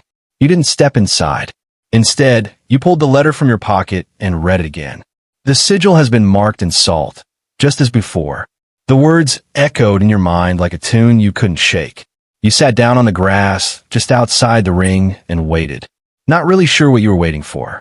Nothing happened. The sun rose slowly, painting the garden in gold. Birds chirped in the distance. Somewhere, a branch cracked and fell. It was just another quiet morning. But you couldn't shake the feeling that something had shifted, like you were being watched, not with suspicion, but with memory. Like this place had been waiting for you for a long time. You stayed until the sun climbed higher and the shadows shortened. Then, unsure of what else to do, you stood, folded the letter, and turned to leave. That's when you saw the envelope. It hadn't been there before. It was tucked between two stones near the fence, just at eye level. The paper was still crisp. A wax seal held it shut. The same spiral and dot symbol was stamped into the wax. You didn't open it until you got home. Inside was a single sheet of paper. Typed. No date. No signature. You found the stump. That's further than most. If you're still curious, return to the post office basement and look beneath the floorboards at the northwest corner. You'll need a flathead screwdriver. Bring gloves. And patience. the pattern remains. That last line made your skin prickle. It felt like a challenge, or an invitation. You went back the same evening. The post office was quiet, the damage from the storm mostly repaired, though the basement was still off limits. But you had a key. The owners didn't mind you poking around, especially since you helped them catalog the rest of the old documents. You made your way down the stairs, flashlight in one hand, screwdriver in the other. The basement smelled of damp stone and age.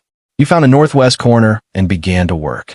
The floorboard came up slower than you expected, creaking with every inch. Beneath it was darkness. And then, something else. A small leather pouch, tied shut with twine. You lifted it carefully, brought it to the workbench, and opened it. Inside were three things. A brass key, a folded map, and a letter. This one was different, older than the modern ones, but newer than the earliest. Written in flowing cursive. Elias. If you're reading this, you've remembered. You found the first circle. There are three more before the ledger can be restored. Each place holds part of the truth, but the danger grows with every step. The ledger is not just a record. It is a mirror. It reveals what should not be seen, even now. Some of us tried to forget. Others try to protect. But forgetting has a cost. Use the key.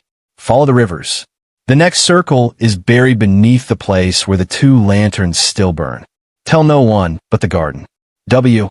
You set the letter down and looked at the key. It was heavy, with strange ridges cut into its sides.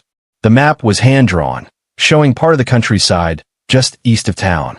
You traced it with your finger, slowly recognizing old roadways, hills, a church that had burned down in the 1800s. At the bottom of the map, in tiny faded script, was one phrase. They still think it's just a story. You sat back, breath slow, the old pouch still in your lap. Somewhere beneath the surface of this town, this country, there were threads people had spent generations trying to unravel or forget. You weren't sure why you were being pulled into it now, or what Elias Finch had truly done, whether he was a hero or something else. But something had begun, and you were already in it. You didn't sleep that night. The letter stayed on the table, unread again, but not forgotten. The words had weight, and they pressed on your thoughts like rain, slowly, soaking into cloth. Tell no one but the garden. You whispered it aloud a few times, not because you expected an answer, but because the phrase stuck with you like a melody that didn't resolve. The map was harder to decipher in daylight. It seemed clearer under a desk lamp, as if it belonged more to shadow than sunlight. Still, you folded it carefully and tucked it into your coat pocket. If the next place was real, if the two lanterns still burned somewhere, then it couldn't be far. Old stories sometimes call the past buried, but you were beginning to think it was more like mist. Always shifting, always close. You remembered something about lanterns from a local archive. The Mather Hill Lodge. A family farm turned in that used to hang twin lanterns on its porch every evening. Not for beauty, but for direction. It sat on a hill overlooking what used to be a wagon route, and the lanterns helped travelers avoid riding off into the woods or worse. The building had fallen into disuse over the decades, but the porch, they said, was still intact. That afternoon, you drove out. The roads curled like old sentences, winding, unhurried. There weren't many houses, just scattered barns, aging signs nailed to trees, and occasional mailboxes that hadn't seen letters in years. When you arrived, the lodge stood quiet, half swallowed by trees. The path leading up to it was lined with low stone walls, moss-covered and crumbling in places. You walked slowly, hands in your coat pockets, ears tuned to the sound of your own footsteps. The porch groaned under your weight. The wood was cracked, but the two lantern hooks still hung on their chains. One was empty. The other held a rusted, soot-blackened lantern, its glass cracked but intact. You stood between them. Then you took out the map. It didn't say what to do next, but the wording of the letter came back, buried beneath the place where the two lanterns still burn. You turned in a slow circle, scanning the porch. Nothing obvious. No loose boards. No trapdoors. You stepped down to the grass, walked along the foundation, and there it was, a stone slab. About 2 feet wide, nearly flush with the ground, covered in leaves. You knelt and brushed the debris away. The key fit. It took 2 turns, one stiff with age, before the slab gave way. Beneath it was a wooden box. It smelled of cedar and damp earth. You carried it back to the porch before opening it. Inside was another letter, and another map. But this time, there's also something else. A journal. The cover was rough leather, cracked at the spine. You opened it gently. The ink had faded in places, but most of the writing was clear. The first page read, Property of Elias Finch, 1779. You took a deep breath. This wasn't a copy. It wasn't a reference. This was his. You flipped through the pages carefully. Most were full of small, tidy writing. Notations, reflections, directions, mentions of a ledger, yes, but also entries that felt stranger than you expected. He wrote of dreams he couldn't explain.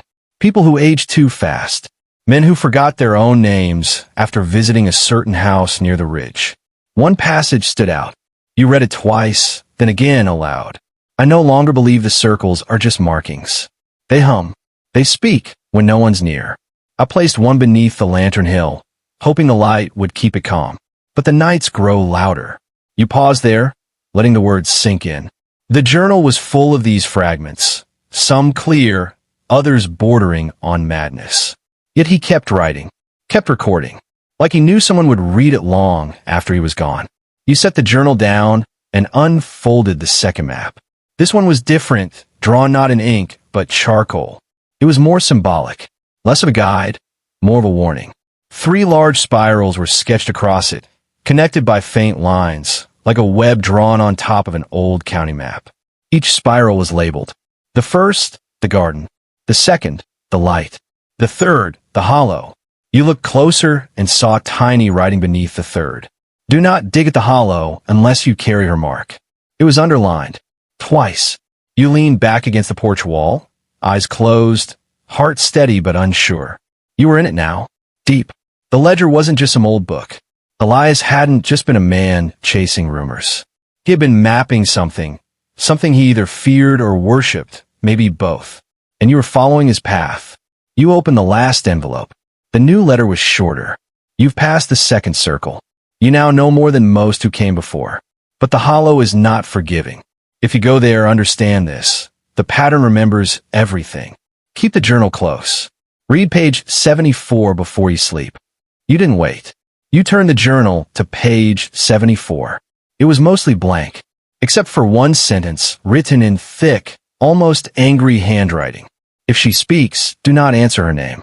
That night, you lay in bed with the journal on your nightstand. Sleep came in fits. Shadows passed over the window, though the moon was full. You heard soft knocking, once then silence. And in your dream, a woman stood beside the stump in the church garden. Her hands were stained with ink, her eyes full of wind. She didn't speak.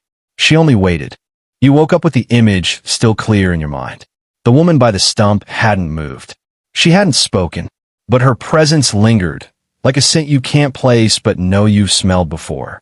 You sat up slowly, watching the light creep through the window, your eyes drifting to the journal still lying on the nightstand.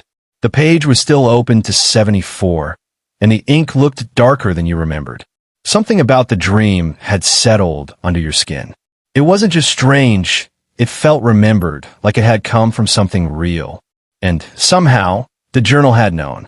You reached for it again, flipping forward and back, hoping for answers, but the pages gave none.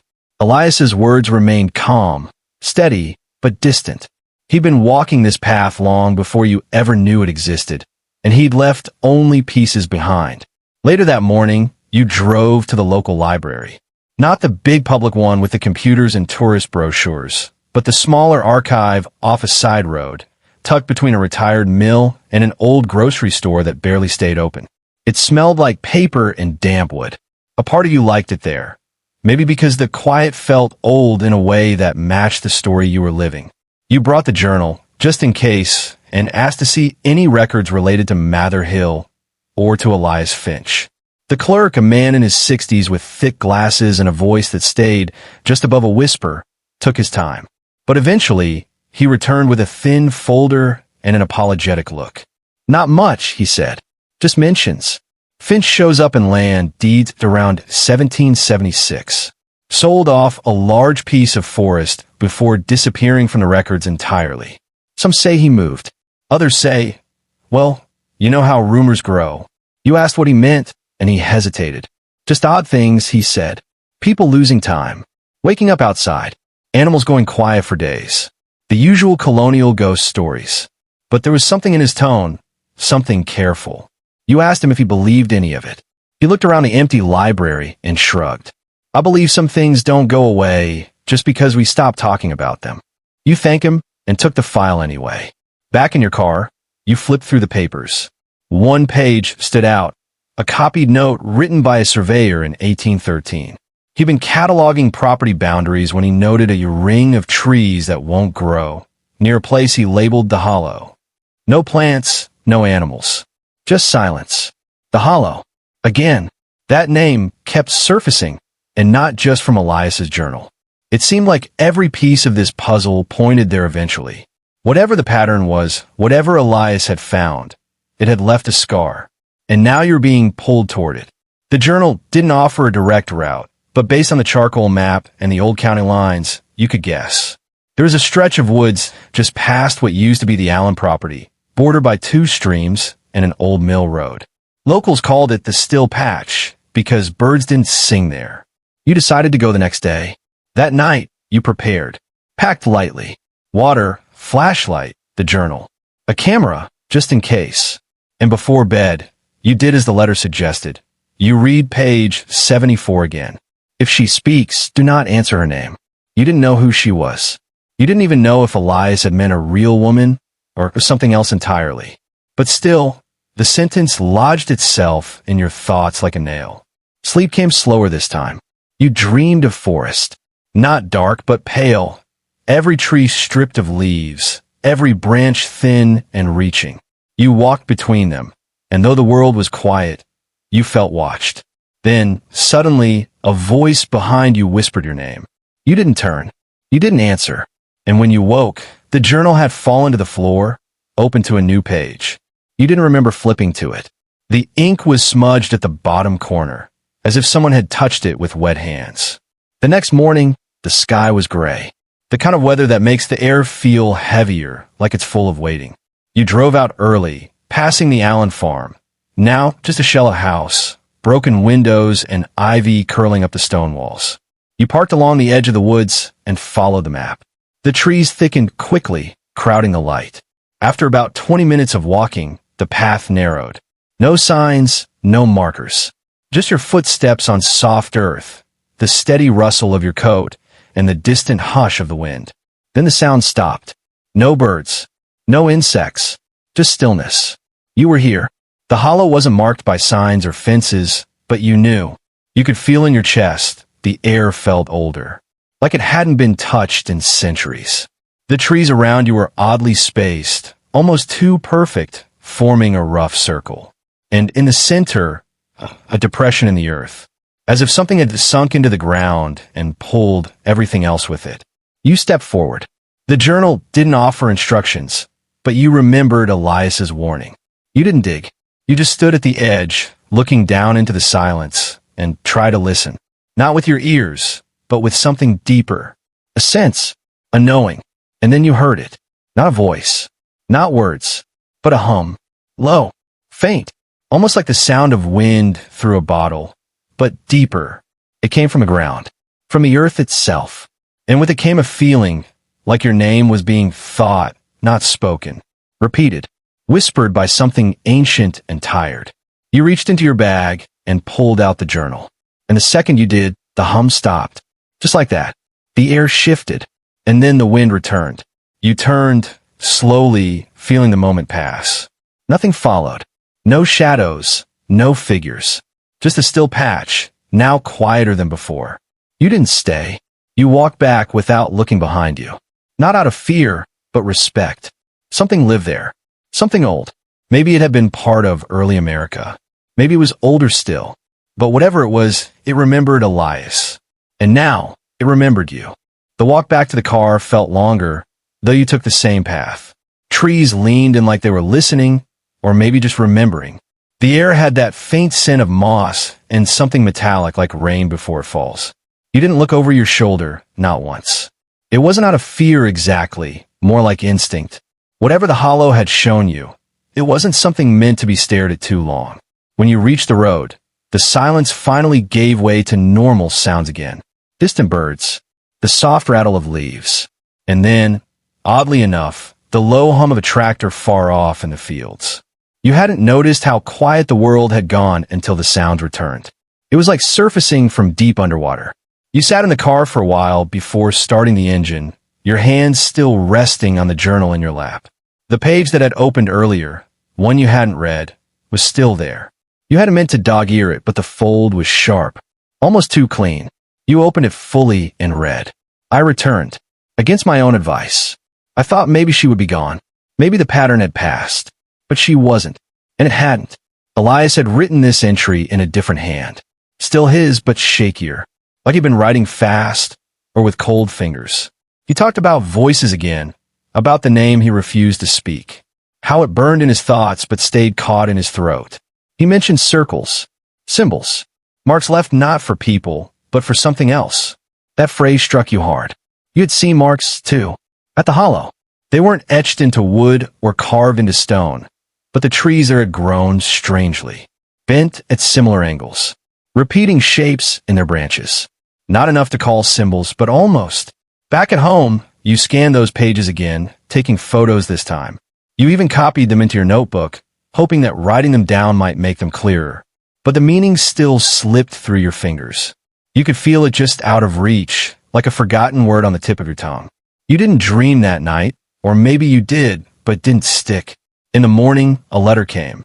Not through the regular mail, but slipped under your door. No stamp, no name. Just a folded paper, rough around the edges, like it had been torn from a larger book. Inside, one sentence. You looked where you shouldn't have. No signature. No explanation. You stood with the paper in hand, unsure if it was a threat or a warning. Your first instinct was to dismiss it. Maybe a prank. Maybe someone local had seen you walking the woods and decided to mess with the outsider, poking into old stories. But something about the handwriting, it looked old. Too neat. Curved in that colonial way. Like it belonged in the journal, not in a modern note. You kept it. Tucked it into the same notebook with your drawings and photos and copied words. Another piece. Another shape in the pattern. Later that week, the quiet changed again. Your neighbor, a quiet woman named June who lived 2 fields over, stopped you at the postbox. You seen the birds? She asked, a little too casual. You hadn't. They stopped coming, she said, brushing her hair back like she was trying not to sound worried. The ones in the hedge. Every morning for years, they'd come just after dawn. They're gone now. Been 4 days. You nodded, pretending it didn't mean anything. But inside, you felt it. Another shift. Another silence. You checked the woods again that afternoon. From a distance this time. No need to go back into the hollow, just yet. But even from the edge, you noticed the difference. A tree that had stood crooked now leaned harder. Bark peeled in a strange spiral. A ring of mushrooms had appeared overnight, pale and almost waxy. You took photos, then turned back. That night, the journal opened to a page you hadn't touched. A drawing. Simple charcoal lines. Trees in a circle, same as before. But this time, a figure stood in the center. Not Elias. Someone taller, wearing a wide coat, face obscured by shadows. And beneath the drawing, a line of text. I thought she couldn't leave. I was wrong. You didn't sleep well after that. The following morning, June called again. She'd found something by her shed, a pile of bones. Not clean, not animal. Too large to be a bird, too small to be livestock. You went over, looked at them. They were brittle, cracked like they'd been dried, not decayed. Neither of you said much. You suggested calling someone, and June just shook her head. What are they going to do? She asked quietly. Say it's raccoons? Coyotes?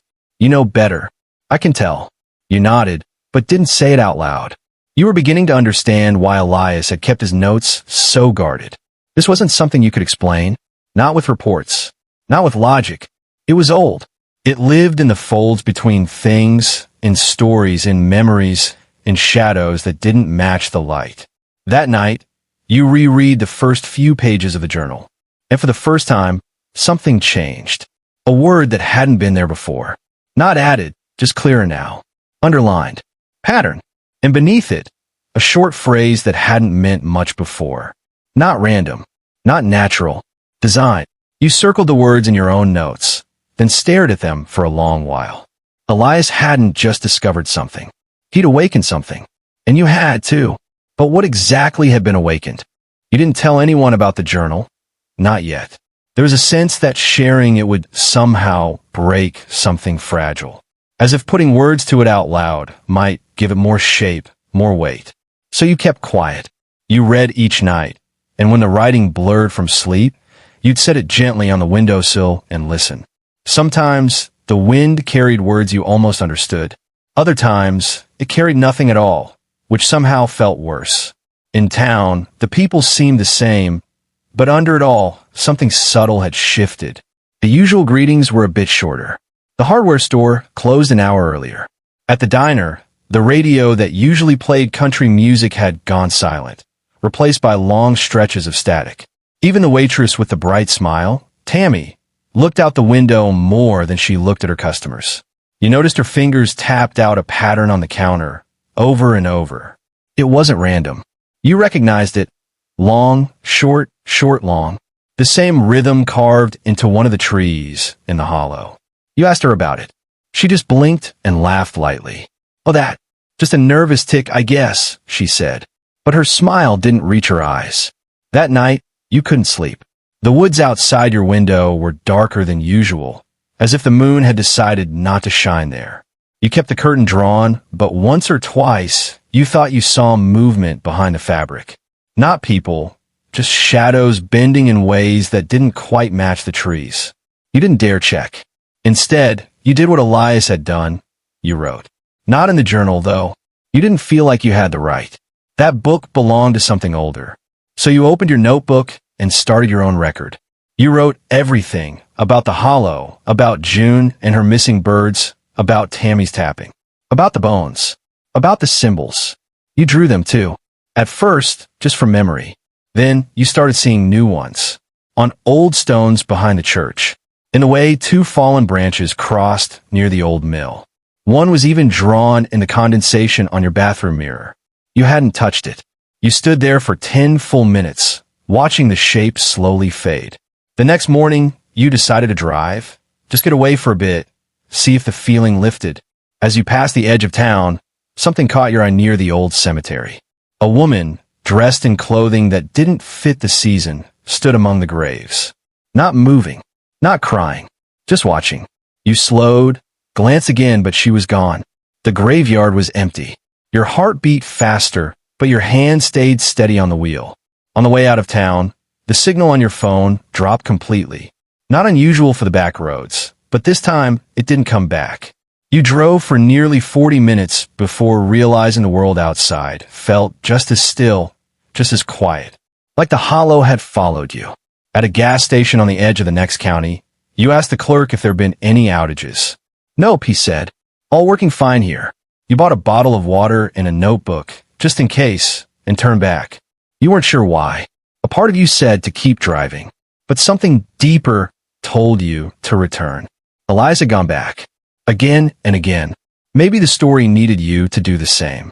Back in town, you passed June's house. Her lights were off. Not just off, gone. The windows were dark in a way that suggested emptiness. Not absence, but after. Like someone had left and taken something vital with them. You didn't stop. Not yet. You went home, and the journal was open again, though you had left it closed. The next entry was shorter. She asked me to choose. Stay and forget, or leave and remember. You read it twice, then 3 times, then the page after.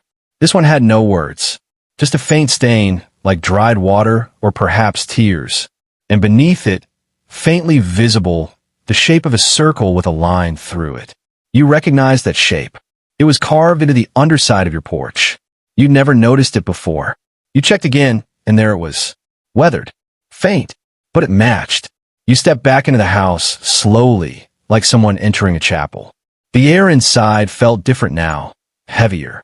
You sat down and breathed. The next time you saw June, she didn't say anything. She was walking down the center of the road, barefoot, her hair wet like she'd been standing in the rain. But it hadn't rained. You knew that for sure. She didn't wave, didn't blink, just passed by and kept going. You waited until she was out of sight before stepping onto the porch. You didn't follow her. You just watched.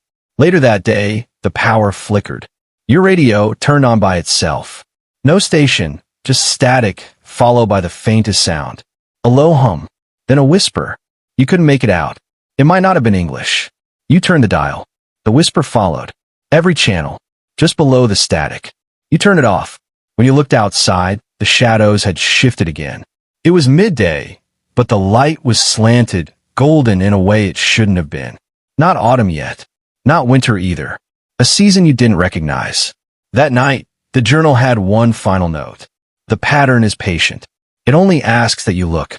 Once you've seen it, you carry it forever. You didn't sleep. You kept the journal locked in a drawer after that night. Something about the last line lingered too deeply. The pattern.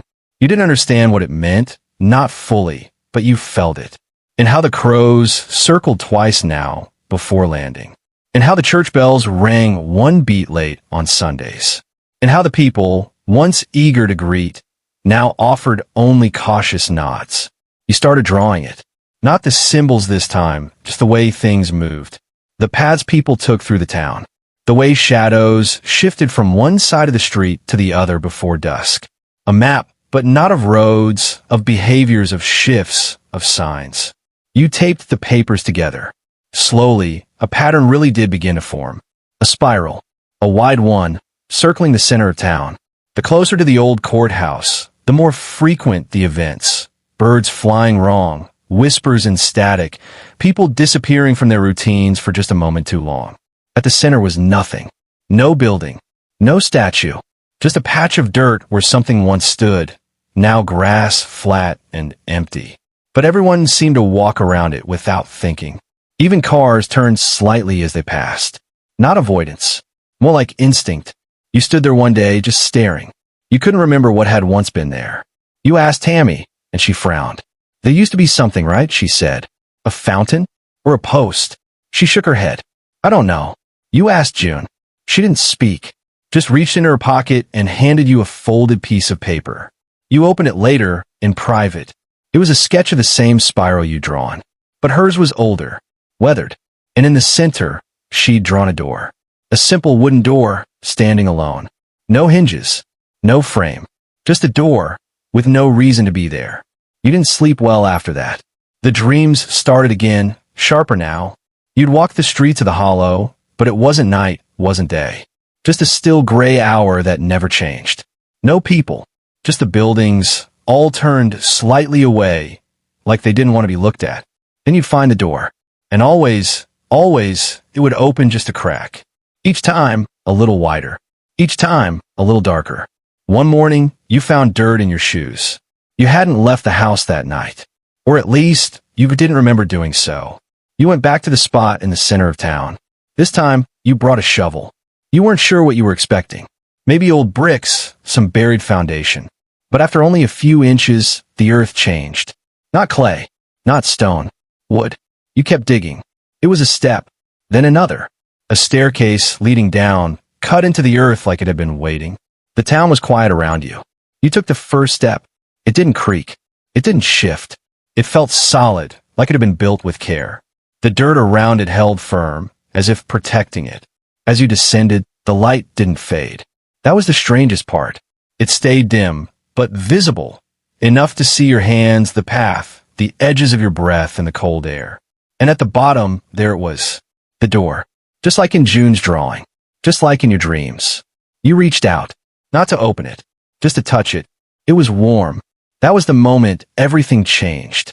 You stood before the door, heart beating steady, hands trembling slightly. You had chased shadows and signs, pieced together symbols and whispers that made no sense. Now, here was the final piece.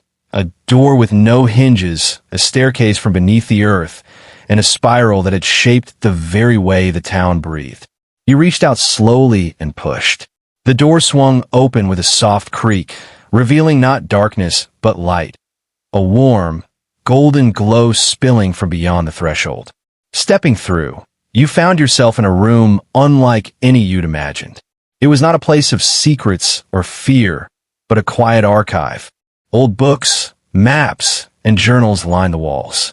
These were the stories of the town, its people, its struggles and triumphs, the true heartbeat beneath the surface. You realized then that the pattern was not a curse or a trap, but a living memory, preserved in a way no one understood until now. The townsfolk's strange behaviors were a silent protection, a slow dance of respect for history that refused to be forgotten. They weren't hiding from something dark, but honoring something precious. The spiral, the door, the whispers, all reminders that history lived beneath the surface of what we see every day. And sometimes, you don't need to escape the past. You need to step inside it, listen, and carry its lessons forward. When you returned above ground, the town seemed different. The birds flew as they should, the bells rang true. People smiled, not out of habit, but with understanding. The mystery hadn't vanished, but it had shifted from a riddle to a story waiting to be told. You tucked the journals into your bag and smiled. Some stories were boring, some were strange, but all of them mattered because they connected us to where we came from and maybe, just maybe, helped us see where we could go next. And as you walked down the quiet streets, you knew one thing for sure. You wouldn't last a day in early America, but you would carry its story with you forever.